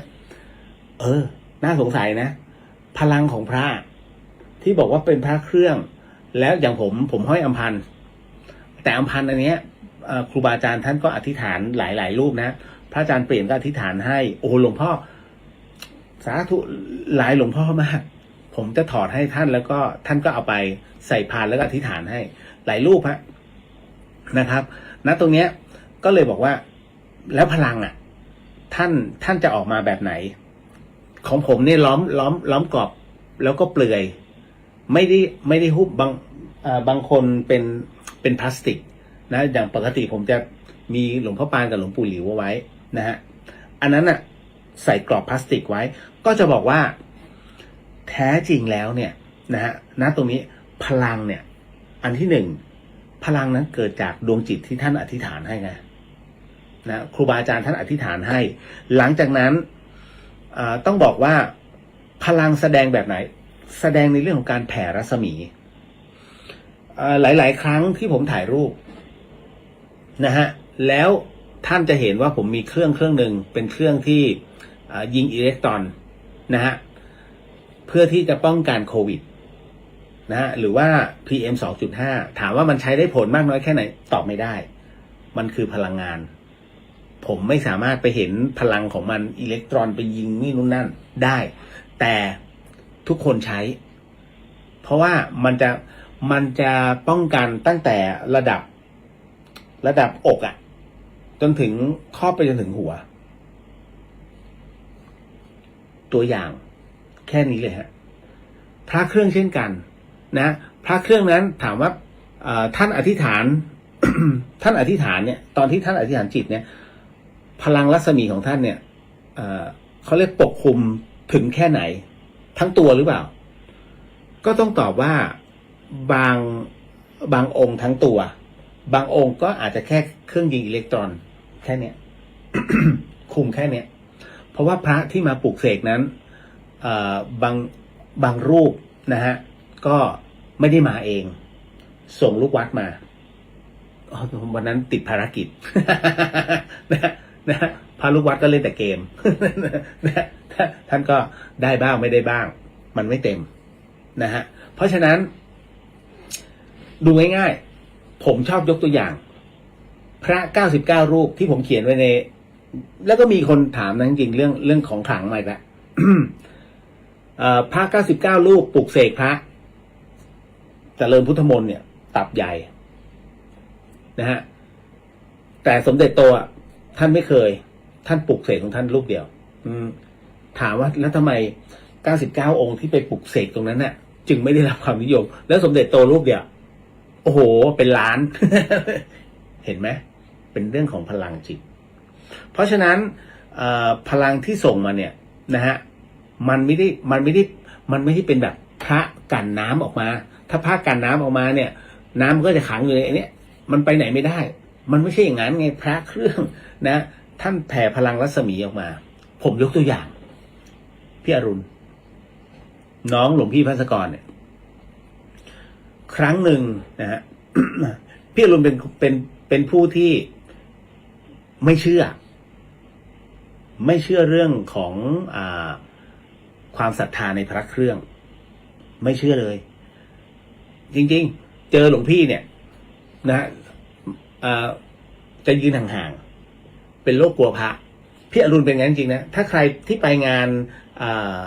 คุณป้าอุไรนะฮะแล้วก็ไปงานของหลวงพี่ภัสกรจะถ้าเห็นพี่อรุณสุโมตุ๋ยนะฮะ ก็จะไม่ค่อยเห็นเขาไปยุ่งกับพระแต่เวลาถ้าเขาเจอหลวงพี่พี่รุนจะยืนประมาณห่างกันประมาณหลวงพี่59เนี่ยสวัสดีหลวงพี่ ผมก็พี่รุนนมัสการเอ้ยไม่เป็นไรพี่น้องกัน เขาจะไม่สนใจนะแล้วจากนั้นเสร็จปุ๊บเนี่ยคือหลวงพี่ภัสกรนะฮะท่านเป็นผู้ที่รักครอบครัวนะฮะรักพี่รักน้องรักคุณพ่อรักคุณแม่นะฮะเวลาท่านมีพระท่านก็จะให้นะผมก็ไม่รู้ว่าพี่เอื้องอาจจะเก็บไว้ต่างหากแต่พี่อรุณเนี่ยนะฮะ หลวงพี่ท่านให้พระสมเด็จวัดระฆังพิมพ์ใหญ่เลยนะฮะแล้วก็ให้อาจารย์แม่ชีเพียงเดือนนั้นท่านอธิษฐานจิตให้อีกรอบหนึ่งนะฮะซึ่งหลวงแม่บอกว่าโอ้พลังเก่าท่านก็เยอะอยู่แล้วหลวงพี่ไม่สนให้หลวงแม่ช่วยเติมเสร็จปุ๊บก็เอาพระองค์เนี้ยให้พี่อรุณนั้นคล้องเอาไว้นะช่วงนั้นพี่อรุณนั้นจะฮอตฮิตมากในเรื่องของเอฟเฟกต์ทำให้คนเหาะได้นะฮะแล้วก็เอฟเฟกต์ระเบิดเนี่ยพี่อรุณเขาจะทำเองส่วนผสมนะฮะทั้งหมดทั้งมวลและปรากฏว่าช่วงหนึ่งนะงานรีบนะฮะพรุ่งนี้จะถ่ายแล้วยังในส่วนของระเบิดเนี่ยพวกดินปืนเนี่ยยังไม่เสร็จเลยแกก็ทำเองก็ตำมันในคอนโดนะคือคุณเชื่อไหมอะไรที่เขาห้ามเนี่ยนะตระกูลเนี่ยแกทำหมด นะประชาธิปไตยจ๋าแกก็ตำในคอนโดนะปรากฏว่าเหมือนกับพลาดตอนที่ตำดินปืนนะฮะมันเกิดเป็นประกายขึ้นตั้มพัง คอนโดเฉพาะห้องแก2 ห้องคู่พังเลยนะทุกคนตกใจมากเฮ้ยพี่อรุณไปแล้ววะ ลูกน้องเข้าหานู่นอรุณไปติดฝา แบบหมดสภาพคือถ้าเป็นหนังควันออกปากแบบตัวดำเป็นเหนียงเลยนะเสร็จปุ๊บเขาก็เอาพี่อรุณคือเรียกว่าประคองปีกเลยส่งโรงพยาบาลไม่เป็นไรนะฮะสุดท้ายทำความสะอาดตัวไม่มีอะไรเลยฮะพี่อรุณไม่เป็นไรเลยไม่เป็นเลยนะฮะ แต่ว่าห้องเละก็ต้องมานั่งทำห้องกันใหม่นะฮะ โดนสอบสวนกันไปแล้วหลังจากนั้นเสร็จปุ๊บปรากฏว่า รปภเนี่ยเขาไปเก็บพระจากสระว่ายน้ำริมขอบสระว่ายน้ำคือเรื่องของเรื่องคือจากชั้น12มั้งถ้าจำไม่ผิดนะพระเนี่ยกระเด็นตกลงมาแล้วรปภพอเอามาให้เสร็จปุ๊บเนี่ยก็บอกอันนี้เป็นพระของคุณอรุณนะฮะ พี่อรุณเนี่ยก็เอาแล้วหลวงพี่ภาสกรเนี่ยไปรับมาพอเอามาเสร็จปุ๊บพระแดงดำเลยนะพระสมเด็จนะแล้วไปให้หลวงแม่ หลวงแม่อุ้ยพลังหายหมดเลยหมายถึงว่าพลังของพระสมเด็จเนี่ยที่สมเด็จท่านพุทธาจารย์เนี่ยนะท่านอธิษฐานเอาไว้เนี่ยไม่มีเหลือเลยคือเกลี้ยงนั่นหมายถึงว่าพี่อรุณรอดเพราะว่าพลังนะของพระสมเด็จวัดระฆัง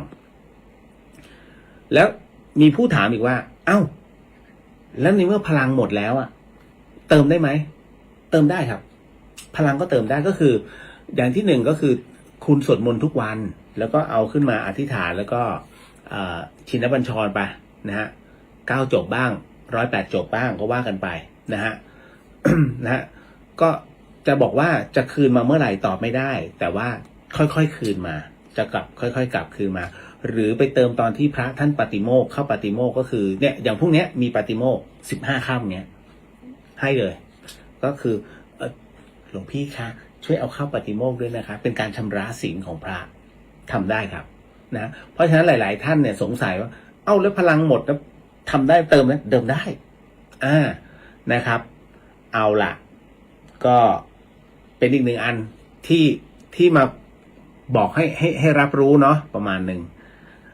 อันนี้อะไรนะ9บอกว่าถามมาว่ารบกวนถามอีกเรื่องครับผมเผลอทำบาปโดยไม่ตั้งใจไปเขย่าต้นไม้เพื่อให้ใบไม้ที่แห้งนั้นหล่นแล้วก็กวาดแต่ไม่เห็นว่ามีโอ้ตายแล้ว ไม่เห็นว่ามีรังนกอยู่ข้างบนไข่นกนั้นตกลงมาแตกตั้ง4 ฟองแบบนี้ผมจะบาปเยอะไหมครับผมทำอะไรที่ชดเชยได้บ้างครับขอบคุณครับโอ้ย9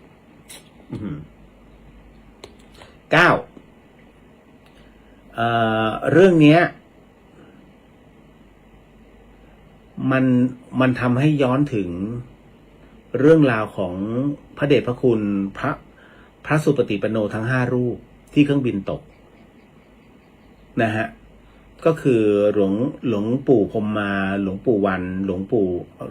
งพ่อสิงห์ทองนะฮะหลวงปู่จวนนะครับ แล้วก็อีกรูปหลวงพ่อพรหมใช่ไหมนะถ้าจำไม่ผิดนะ4ด้วยกันนะทั้งเดี๋ยวนะหลวงปู่พรหมมาไม่ใช่เดี๋ยวอีกรูปผมจำชื่อไม่ได้นะน่าจะ4 รูปนั้นหลวงปู่วันหลวงปู่พรหมมาหลวงปู่จวนหลวงพ่อสิงห์ทองนะฮะแล้วก็อีกรูปหนึ่งผมจำไม่ได้นะฮะ นั่นนะทั้ง5 รูปนั้นเนี่ยนะครับเป็นพระสุปฏิปันโนสายกรรมฐานสายเป็นศิษย์หลวงปู่มั่นทั้งสิ้นนะครับแล้วปรากฏว่าในช่วงเป็นช่วงหนึ่งที่ในพระบรมมหาราชวังนั้นมีงานเนี่ยก็มีเทียบนิมนต์นะครับจาก ในวังนะไปนิมนต์ครูบาอาจารย์ทั้ง5 รูปต่างวัดกันนะฮะก็มาจนกระทั่งณตรงนั้นเนี่ยทั้งหมดทั้งมวลเป็นพระสุปฏิปันโนทั้งสิ้นพระสุปฏิปันโนท่านรับรู้กันอยู่แล้วท่านไม่คุยสมัยนู้นไม่มีโทรศัพท์มือถือไม่มีนะฮะ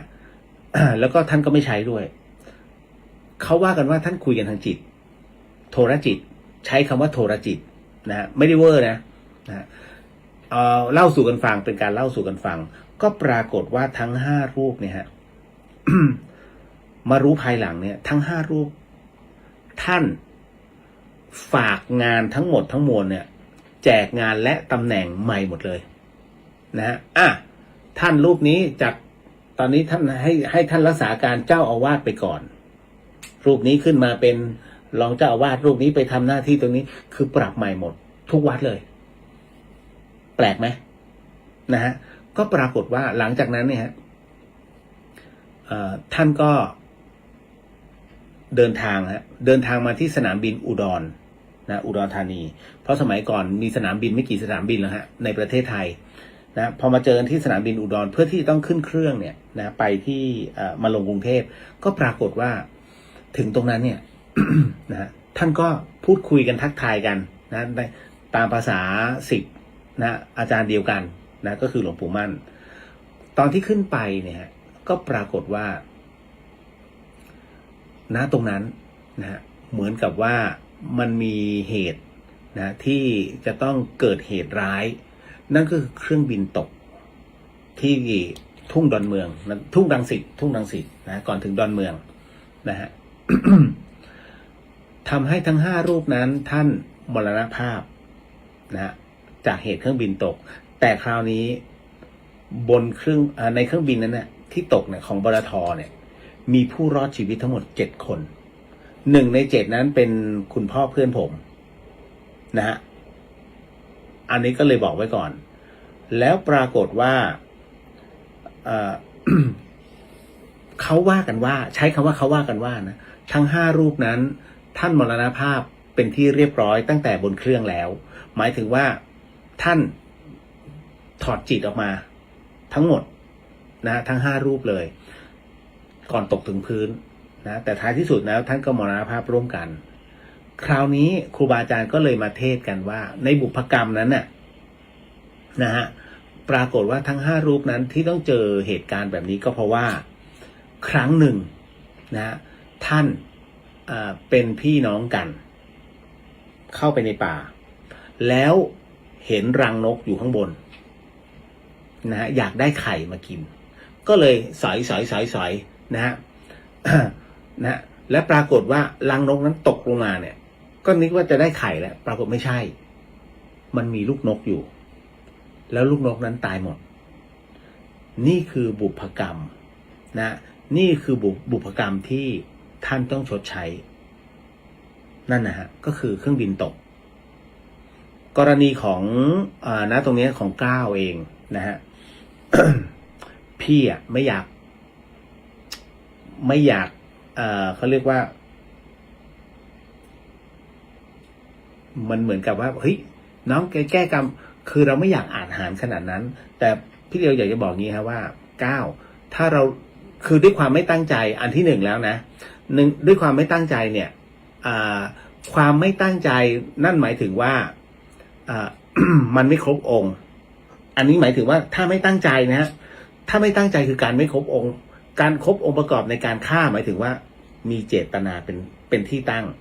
เมื่อเราไม่มีเจตนานั้นมันไม่ครบองค์เมื่อมันไม่ครบองค์นะ แต่เหตุมันเกิดขึ้นแล้วนะ กรรมเนี่ยมีไหมมันมีแต่มันน้อยนะมันน้อยเพราะว่าเราไม่มีเจตนาดังนั้นเนี่ยถ้ามีโอกาสก็อันที่1ลองทำบุญก่อนนะฮะทำบุญใส่บาตรให้เขาระลึกถึงตลอดเวลาแล้วก็อย่างที่2ก็คือว่าถ้ามีโอกาสบวชให้คุณพ่อคุณแม่หรือว่าอะไรก็ตามเนี่ยมีเหตุจังหวะในการบวชนะฮะสัก1 เดือน นะฮะก็อุทิศให้เขาเราจะรู้ได้อย่างไรว่ากรรมนั้นเนี่ยที่เราก่อไว้หมดไปเคยมีคำถามไหมฮะเฮ้ยแล้วที่เราทำบุญไปอ่ะนะกรรมมันหมดไปหรือยังวะ สงสัยไหมฮะแล้วมีใครเคยบอกไหมฮะไม่มีใช่ไหมอ่ะพี่เดียวก็จะบอกให้ฮะนะครับ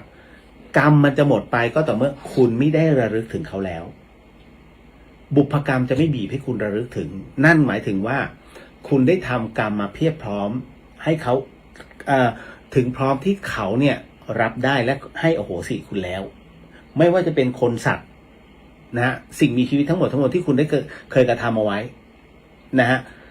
เมื่อคุณไม่ระลึกถึงนะมันจึงไม่เกิดก่อให้เกิดเป็นกรรมนั่นหมายถึงว่าเขาอโหสิให้แต่ถ้าเมื่อไหร่ก็ตามที่เดี๋ยวมาระลึกถึงเฮ้ยพอระลึกถึงแล้วใจหายว่าอันนั้นน่ะคือคุณลืมแต่พอคุณระลึกปุ๊บพอใจหายว่าเนี่ยกรรมตัวนั้นน่ะใช่มันกลับมาสะท้อนว่ามึงยังไม่ได้ทำอะไรให้กูเลยรออยู่นะ อันเนี้ยฮะนะเพราะฉะนั้นกรรมมันไม่ได้หายไปไหนเพียงแต่ว่าคุณไม่ได้ระลึกถึงนะองค์พระสัมมาสัมพุทธเจ้าท่านย้อนระลึกได้ทุกชาตินะเพราะท่านมีพระญาณนะฮะแต่อย่างเราเนี่ยเขาไม่ได้ให้ระลึกถึงเพียงแต่ว่าต้องรับสภาพนั้นไปนะแต่ถ้าเนี่ยอย่างผมพูดอย่างเงี้ยออกไปเนี่ยหลายๆคนเริ่มระลึกถึงเฮ้ยเราเคยทำตรงนี้ขึ้นมาแล้วมันตะขิดตะขวงใจอยู่มันยังไม่สบายใจเพราะเรายังไม่เคยอุทิศอะไรให้เขาเลย นั่นแหละฮะมันคือกรรมที่มันฝังอยู่แต่ Data ใหม่ๆมันมาทบแล้วมันอยู่หน้าเขาเรียกอยู่หน้ากลางๆอ่ะหรือว่าอยู่หน้าแรกๆอ่ะแล้วคุณลืมนั่นนะฮะต้องกระทุ้งพอกระทุ้งคราวนี้มันเหมือนกับกลับไปเปิดหน้าหนึ่งใหม่นั่นนะฮะก็เลยต้องดูก่อนแต่ถ้ากรรมไหนอันนี้เราเคยเอาทิศไปแล้วเนี่ยมันจะจางไปเองฮะจางนั่นแหละคือหมดแต่ถ้ามันมีระลึกถึงบ้างแล้วก็ลืมไปแสดงว่ามันหมดไปแล้วเพียงแค่ระลึกธรรมดากรรมมันจะหมดตรงนี้นะฮะ ต่อมานิดหนึ่งเจอราดบอกว่าพี่เลียวครับสถานที่มีพื้นที่จำกัดเช่นอยู่หอมีเตียงนอนมีโทรศัพท์ตู้เย็นอยู่ห้องเดียวกันหมดเราจะนำพระพุทธรูปมาบูชาจะเหมาะสมไหมครับ ผมได้ยินหมอดูดังๆบอกว่าไม่เหมาะสมเพราะเราต้องมีที่เปลี่ยนเสื้อผ้าขอพี่เลียวแนะนำอยู่หอมีเตียงมีโทรศัพท์คือจริงๆ เอาจริงนะถ้าเรามีศรัทธาเราทำได้ทำไมอ่ะก็เปลี่ยนเสื้อผ้าอุ๊ยโป๊โยมคุณทำม่านซะหน่อยก็ได้ครับนะฮะเหมือนบังนะฮะถ้าสมมุติว่ามันเขาเรียกว่าเป็นสิ่งที่เราเคารพบูชาเราสามารถทำได้ก็ต้องทำพิเศษนิดนึงนะฮะไม่ใช่ว่าคือบางทีเราไม่รู้หรอกว่าคือการเปลี่ยนเสื้อผ้าหรือว่าอะไรก็ตามเนี่ยนะฮะมันเป็นธรรมชาติของมนุษย์พระยังต้องเปลี่ยนจีวรนะฮะบางครั้งนะฮะแล้วคราวนี้ปรากฏว่าเราโป๊นะฮะถามว่าโป๊เนี่ยจิตของเราไปนึกถึงพระพุทธรูปไหมไม่ได้นึกถึงมันไม่เกี่ยวกันนะฮะมันคือสิ่งที่ความเป็นไปของมนุษย์มันทำอยู่นะฮะแต่ถ้าสมมุติถอนเกงในมาฟันมาตีกันฟุ้งฟ้าอย่างเงี้ยอันนี้ทุเรศเกินนะฮะไอ้อย่างเงี้ยหาทำที่บังเอาไว้ดีกว่านะฮะแต่ว่าถ้าเอาตามหลักจริงๆก็เหมือนกับทำฉากให้ท่านหน่อยหนึ่งก็จะดีฮะนะแล้วก็เวลาหมายถึงว่าเวลาจะทำอะไรก็ตามถ้าเราอยากอยู่บูชาก็ทำเป็นม่านซะนิดหนึ่งโดยประมาณนะครับทำได้ทุกอย่างมันแก้ไขได้หมดนะฮะหมอดูดังๆนะเอาจริงนะแม่นเหรอผมเห็นเขาดูใครเขากว้างมากคือกว้างจนขนาดที่ผมพูดเป็นสเต็ปนะฮะของเขาได้เดี๋ยวมันต้องพูดแบบนี้เดี๋ยวมันต้องพูดแบบนี้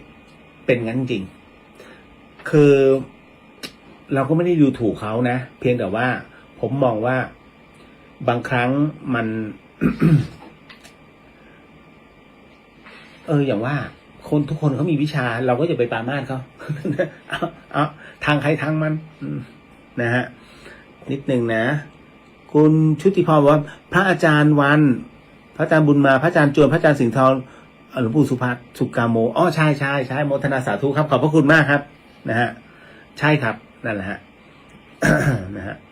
ก็ทั้งหมดทั้งมวลนะฮะ5 รูปด้วยกันนั่นแหละฮะที่เกิดเหตุที่ทุ่งรังสิตนะฮะเสียดายมากผมไปวัดของหลวงพ่อสิงห์ทองร่มรื่นมากที่สกลนะ นะ โอ้ย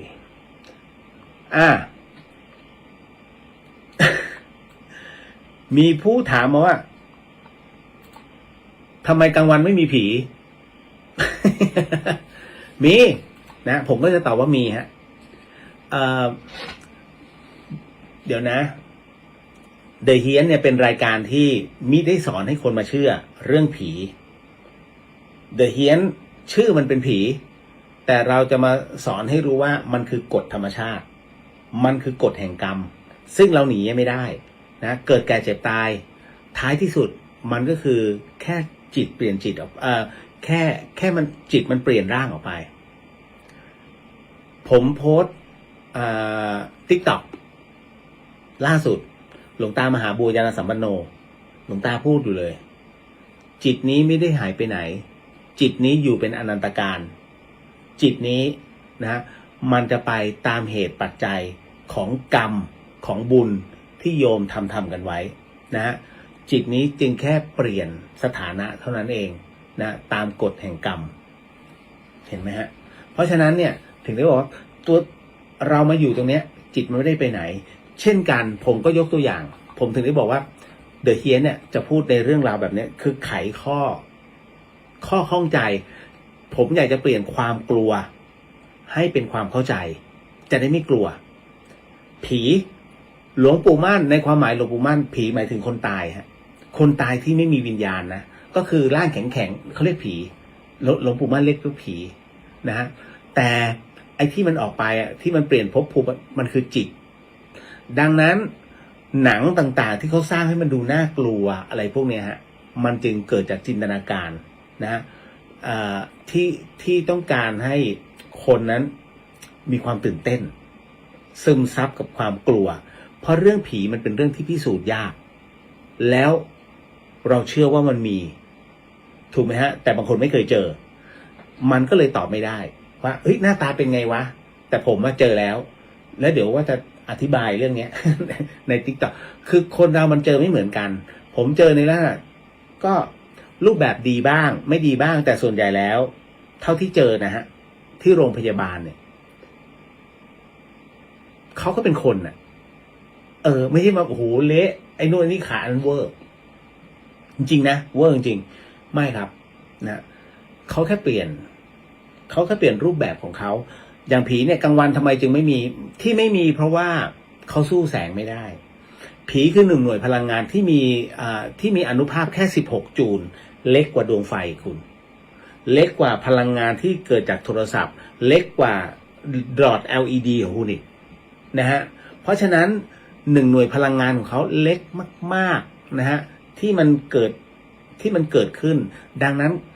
ให้แสงมากๆเนี่ยเขาสู้ไม่ได้แต่มีไหมมีเขาก็อยู่ของเขาตรงนั้นน่ะแต่คุณมองไม่เห็นแล้วเขาก็ไม่สามารถปรากฏให้คุณเห็นได้นั่นแหละครับนั่นคือสิ่งที่มันเกิดขึ้นทั้งหมดทั้งมวลถามว่ามีไหมมีต่างประเทศก็มีคนไทยมักจะบอกเฮ้ยเรามันงมงายผีแม่งไม่มีจริงหรอกเดี๋ยวคนที่โง่ที่สุดอ่ะคือแก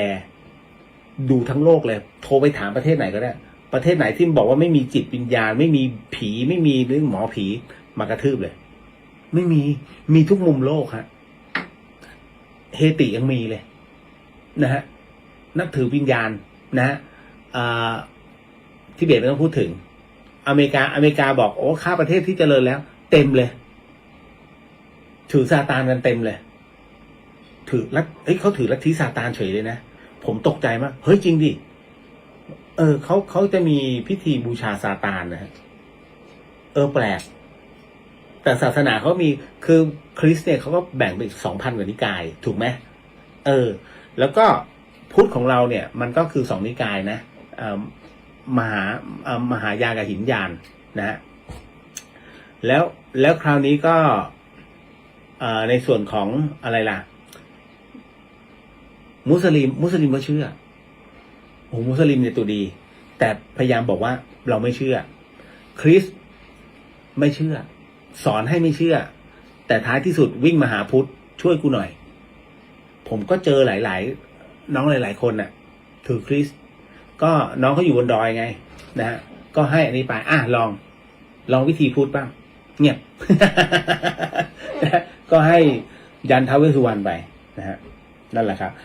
เพราะฉะนั้นคำว่าทำไมกลางวันจึงไม่มีผีจริงๆไม่ใช่เพียงแต่เราไม่เห็นแล้วก็อย่าเห็นเลยนะถ้าเห็นแล้วเป็นทุกข์นะไม่ใช่ว่าเป็น X-Men นะฮะผมก็ยอมรับว่าแรกๆเนี่ยเป็นทุกข์มากครับเพราะว่านอนไม่หลับกลัวไหมไม่ได้กลัวแต่ว่าจะทำยังไงไม่ให้เห็นเพราะเห็นแล้วมันต้องทำบุญให้เขาไงผมก็ได้พระอาจารย์กบนี่แหละที่ท่านช่วยชี้แนะให้ก็คือปิดสวิตช์ปิดถาวรเลยก็ได้อยากปิดถาวรนะแต่มันไม่ใช่ไงอย่างพวกเนี้ยเอาจริงผมจะไม่เดินทางคืนวันพรุ่งนี้15 ค่ำนะฮะทุก15 ค่ำผมจะไม่เดินทางตอนคืนนี่แหละก็เป็นนี้มานานแล้วแต่มันก็มีเผลอๆแล้วก็เราก็จะบอกเจอแล้ว ริมทางก็มีแต่เขาไม่ได้มาให้น่ากลัวนะเขาเป็นคนนี่แหละนะฮะ ก็ผ่านไปอีกหนึ่งนะครับ เห็นไหมก็จะมีเรื่องผีๆนะไหวไหมทันอยู่นะตกปลาเพื่อเป็นอาหารกับตกปลาเป็นกีฬาแล้วก็กับตกปลาไปขายกรรมต่างกันแค่ไหนใครชอบตกปลาที่บ้านผมอะเต็มเลยนักตกปลาเหวี่ยงเบ็ดนะฮะเพราะบ้านเราเป็นคนที่ให้อาหารปลาไงโยนนะไอ้นักตกปลาก็มาเพราะกทมทะลึ่งมาทำเขื่อนนะให้คนเดินนะให้มีเหตุประมาณว่าอะไรล่ะแบบมั่วสุมดูดยากันน่ะนะฮะแล้วริมเขื่อนตำรวจมันไม่ค่อยมีแต่ชาวบ้านเดือดร้อนแต่กทมบอกต้องทำ ผมก็งงประเทศไทยแล้วก็ต้องปล่อยนะฮะตกปลาเพื่อเป็นอาหารนะฮะเอาตรงนี้ก่อนตกปลาเพื่อมาเป็นอาหารเนี่ยแล้วถ้าคุณนะฮะนำเอาแรงของคุณนั้นไปทำประโยชน์เพื่อสาธารณะเพื่อมวลเพื่อเรียกว่าเป็นสาธารณะโดยรวมเพื่อพระพุทธศาสนาอันเป็นประโยชน์นะฮะก็นิดหนึ่งใช้คำว่าแผ่เมตตาเขานิดหนึ่งขอบพระคุณที่เราได้กำลังจากเนื้อท่านนะฮะขอแผ่เมตตาให้เขานะแล้วก็ขออดโทษลดกรรมสักหน่อยนะฮะนิดหนึ่งนะครับแต่ประเภทตกเป็นกีฬาโดยที่เนี่ยสนุกสนานจำเคยเห็นไหมครับแล้วฉีกจนเงี้ยงเขาพังแล้วก็ปล่อยลงน้ำให้เขาแล้วใช้คำพูดว่าเดี๋ยวมันต่อเองธรรมชาติถ้าอย่างนั้นลองเอามีดเฉือนตัวเองดูดิแล้วก็ปล่อยไปเดี๋ยวรอให้มันติดเดี๋ยวมันก็ติดตามธรรมชาติไม่ต้องไปเย็บเหมือนกันฮะมันถามมันติดได้ไหมถ้าโตเต็มที่อย่างคนเราเนี่ยนะถ้าเนื้อหนังมันเต็มที่และอายุมากๆเนี่ยมันไม่ติดเองนะคุณต้องเย็บนะฮะมันถึงจะติดนะครับถ้าปล่อยไปก็รังมีแต่จะนะลามไปเรื่อยๆมันก็เหมือนไปทรมานเขากรรมตรงนี้แหละมันกลับเข้ามาผมเคยเล่าเรื่องกฎแห่งกรรมให้ฟังแล้วใช่ไหมนะฮะก็คือมีนักเลงเขาเรียกว่ามีนักเลงตกปลานะเขาเรียกพรานเบ็ดมีพรานเบ็ดชำนาญมากในเรื่องของการตกปลาเป็นกีฬานะฮะไปตามบ่อตกเดี๋ยวตกนะจนกระทั่งวันหนึ่งฮะ ปรากฏว่าพรานเบ็ดท่านนี้เป็นโรคร้ายขึ้นมานะเขาเป็นมะเร็งแต่เขาไม่ได้ตายด้วยมะเร็งสิ่งหนึ่งที่ดูน่ากลัวมากเพราะว่าวาระสุดท้ายคือหมอรักษาไม่ได้แล้วเขาก็ให้กลับบ้านพอให้กลับมาบ้านเนี่ยหมอบอกว่าไม่น่าจะเกินสัปดาห์หนึ่งก็ให้ยาเหมือนให้ยาฉีดมั้งระงับความเจ็บปวดลูกก็เก็บไว้แต่วันหนึ่งฮะลูกออกไปข้างนอกแล้วคราวนี้ด้วยความที่ทนทุกข์ทรมานแล้วเพ้อภาพหลอนในเรื่องของการตกปลานะฮะก็ไปเห็นเบ็ดตัวเองเนี่ยห้อยอยู่เอาเบ็ดมางับเล่นคุณมันทะลุเข้าไปกระพุ้งลูกกลับมาตกใจเพราะเลือดกองเป็นเขาเรียกกองเป็นกองเป็นปั้นๆนะฮะต้องดึงเอาคือเรียกว่าหักเบ็ดออกนะฮะแล้วก็นำส่งรพสต.นะฮะสุดท้ายแล้วเนี่ยพอออกได้กลับมาใหม่มือก็ยังควานหาแต่เบ็ดนะฮะจะงับอย่างเดียวนะฮะลูกเหมือนกับถ้าเจอเข็มเจอได้เขาไม่ได้คว้าเข็มแต่เขาคว้าได้เอามางับมันเหมือนกับสัญญาที่เขาเคยทำเอาไว้มันย้อนกลับมาหาเขาน่ากลัวนะเรื่องตรงนี้นะฮะในเรื่องของกรรมมันเป็นการจดจำเหมือนกับคนฆ่าหมูคุณวาระสุดท้ายนี่ดิ้นเลยนะดิ้นแบบดิ้นเหมือนถูกทุบเหมือนกับคุณไปทุบหัวหมูในเหตุการณ์แล้วก็ร้องอืดก่อนขาดใจตายมีมาแล้วทำสิ่งใดตัวกรรมจะเกาะติดตรงนั้นคนที่ขายปลาวาระสุดท้ายจะเป็นโรคเกี่ยวกับสมองนะฮะมันจะปวดหัว แล้วก็จะดิ้นพัดมีความเครียดสูงมากนะดีไม่ดีเป็นประเภทไมเกรนหรือว่าโลหิตในสมองนั้นแตกแล้วก็จะทรมานมีแต่การปวดหัวอาการปวดเพราะอะไรเพราะอาการนี้เกิดจากการที่กรรมที่คุณไปทุบหัวป่าทั้งหมดทั้งมวลมันเกิดจากบุพกรรมสิ่งเขาเรียกการกระทำที่เราทำซ้ำๆพอทำซ้ำๆปุ๊บมันเข้าไปมโนในเขาเรียกมันอยู่ในมโนสำนึกมันผุดขึ้นมาคุณตัวกรรมตัวเนี้ยผุดขึ้นมาคุณคิดว่าปลามันไม่มีชีวิตเหรอปลาไม่มีวิญญาณนะฮะวิญญาณเกิดขึ้นตรงไหนเรื่องนี้น่าสนใจมากไม่ได้ทะลึ่งนะ ตัวผสมของพ่อตัวผสมของแม่ตัวผู้กับตัวเมียเห็นไหมนะฮะเมื่อมันเกาะผสมกันปุ๊บตึ้งมันรวมตัวเป็นหนึ่งเดียวฟุบก่อให้เกิดเป็นสิ่งมีชีวิตเอ้าแล้วก่อนหน้านั้นน่ะที่เรียกว่าสเปิร์มอ่ะมันมีชีวิตหรือเปล่ามันก็มีชีวิตไม่ใช่เหรอถูกฮะสเปิร์มเป็นสิ่งมีชีวิตที่อยู่ในแต่ละบุคคลแต่เป็นสเปิร์มเป็นสิ่งมีชีวิตที่ไม่มีปัญญาและตัวจิตมันทำงานของมันด้วยระบบของมันเองนะฮะแต่เมื่อมันผสมกันปุ้มกลายเป็นหนึ่งเดียวถูกไหมคราวนี้ตอนที่ผสมกันเนี่ยเสร็จปุ๊บเนี่ยแล้วเกิดก่อนจะเกิดเป็นตัวเนี่ยนะฮะเมื่อมันผสมกันเสร็จแล้วปุ๊บถามว่าตอนนี้มีวิญญาณหรือยังไม่มีมันผสมแล้วก็รวมตัวกันด้วยธรรมชาติกฎธรรมชาติและสัญชาตญาณของมันยังไม่มีปัญญาและวิญญาณนะฮะจนกระทั่งเมื่อไหร่ก็ตามที่มีการเคลื่อนไหวเกิดขึ้นแล้วบอกว่าโอ้หยุดนะอย่าดิ้นนะแล้วหยุดจริงๆเมื่อนั้นมีวิญญาณเป็นที่เรียบร้อยใช้กันได้หมดฮะทั้งคนและสัตว์เหมือนกันหมดนะฮะใช้ไม่ได้ก็คืออยู่ในไข่ ไม่รู้มันจะน่าสนใจนะเฮ้ยจากเป็นไข่แล้วมันเป็นตัวได้ไงวะ นะฮะมันไปฟักอยู่นะเห็นไหมคือ ธรรมชาติเนี่ยมันทำให้เราสงสัยหลายเรื่องจนกระทั่งมันจะคลี่คลายออกมาได้ทีละนิดเนี่ยฮะเห็นไหม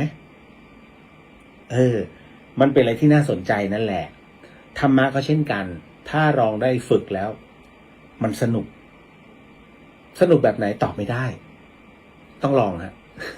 พรุ่งนี้นะฮะเดี๋ยวเจอกันแล้วก็น่าจะ20:30นะ20:30ถึง3:30ก็อโหสิกรรม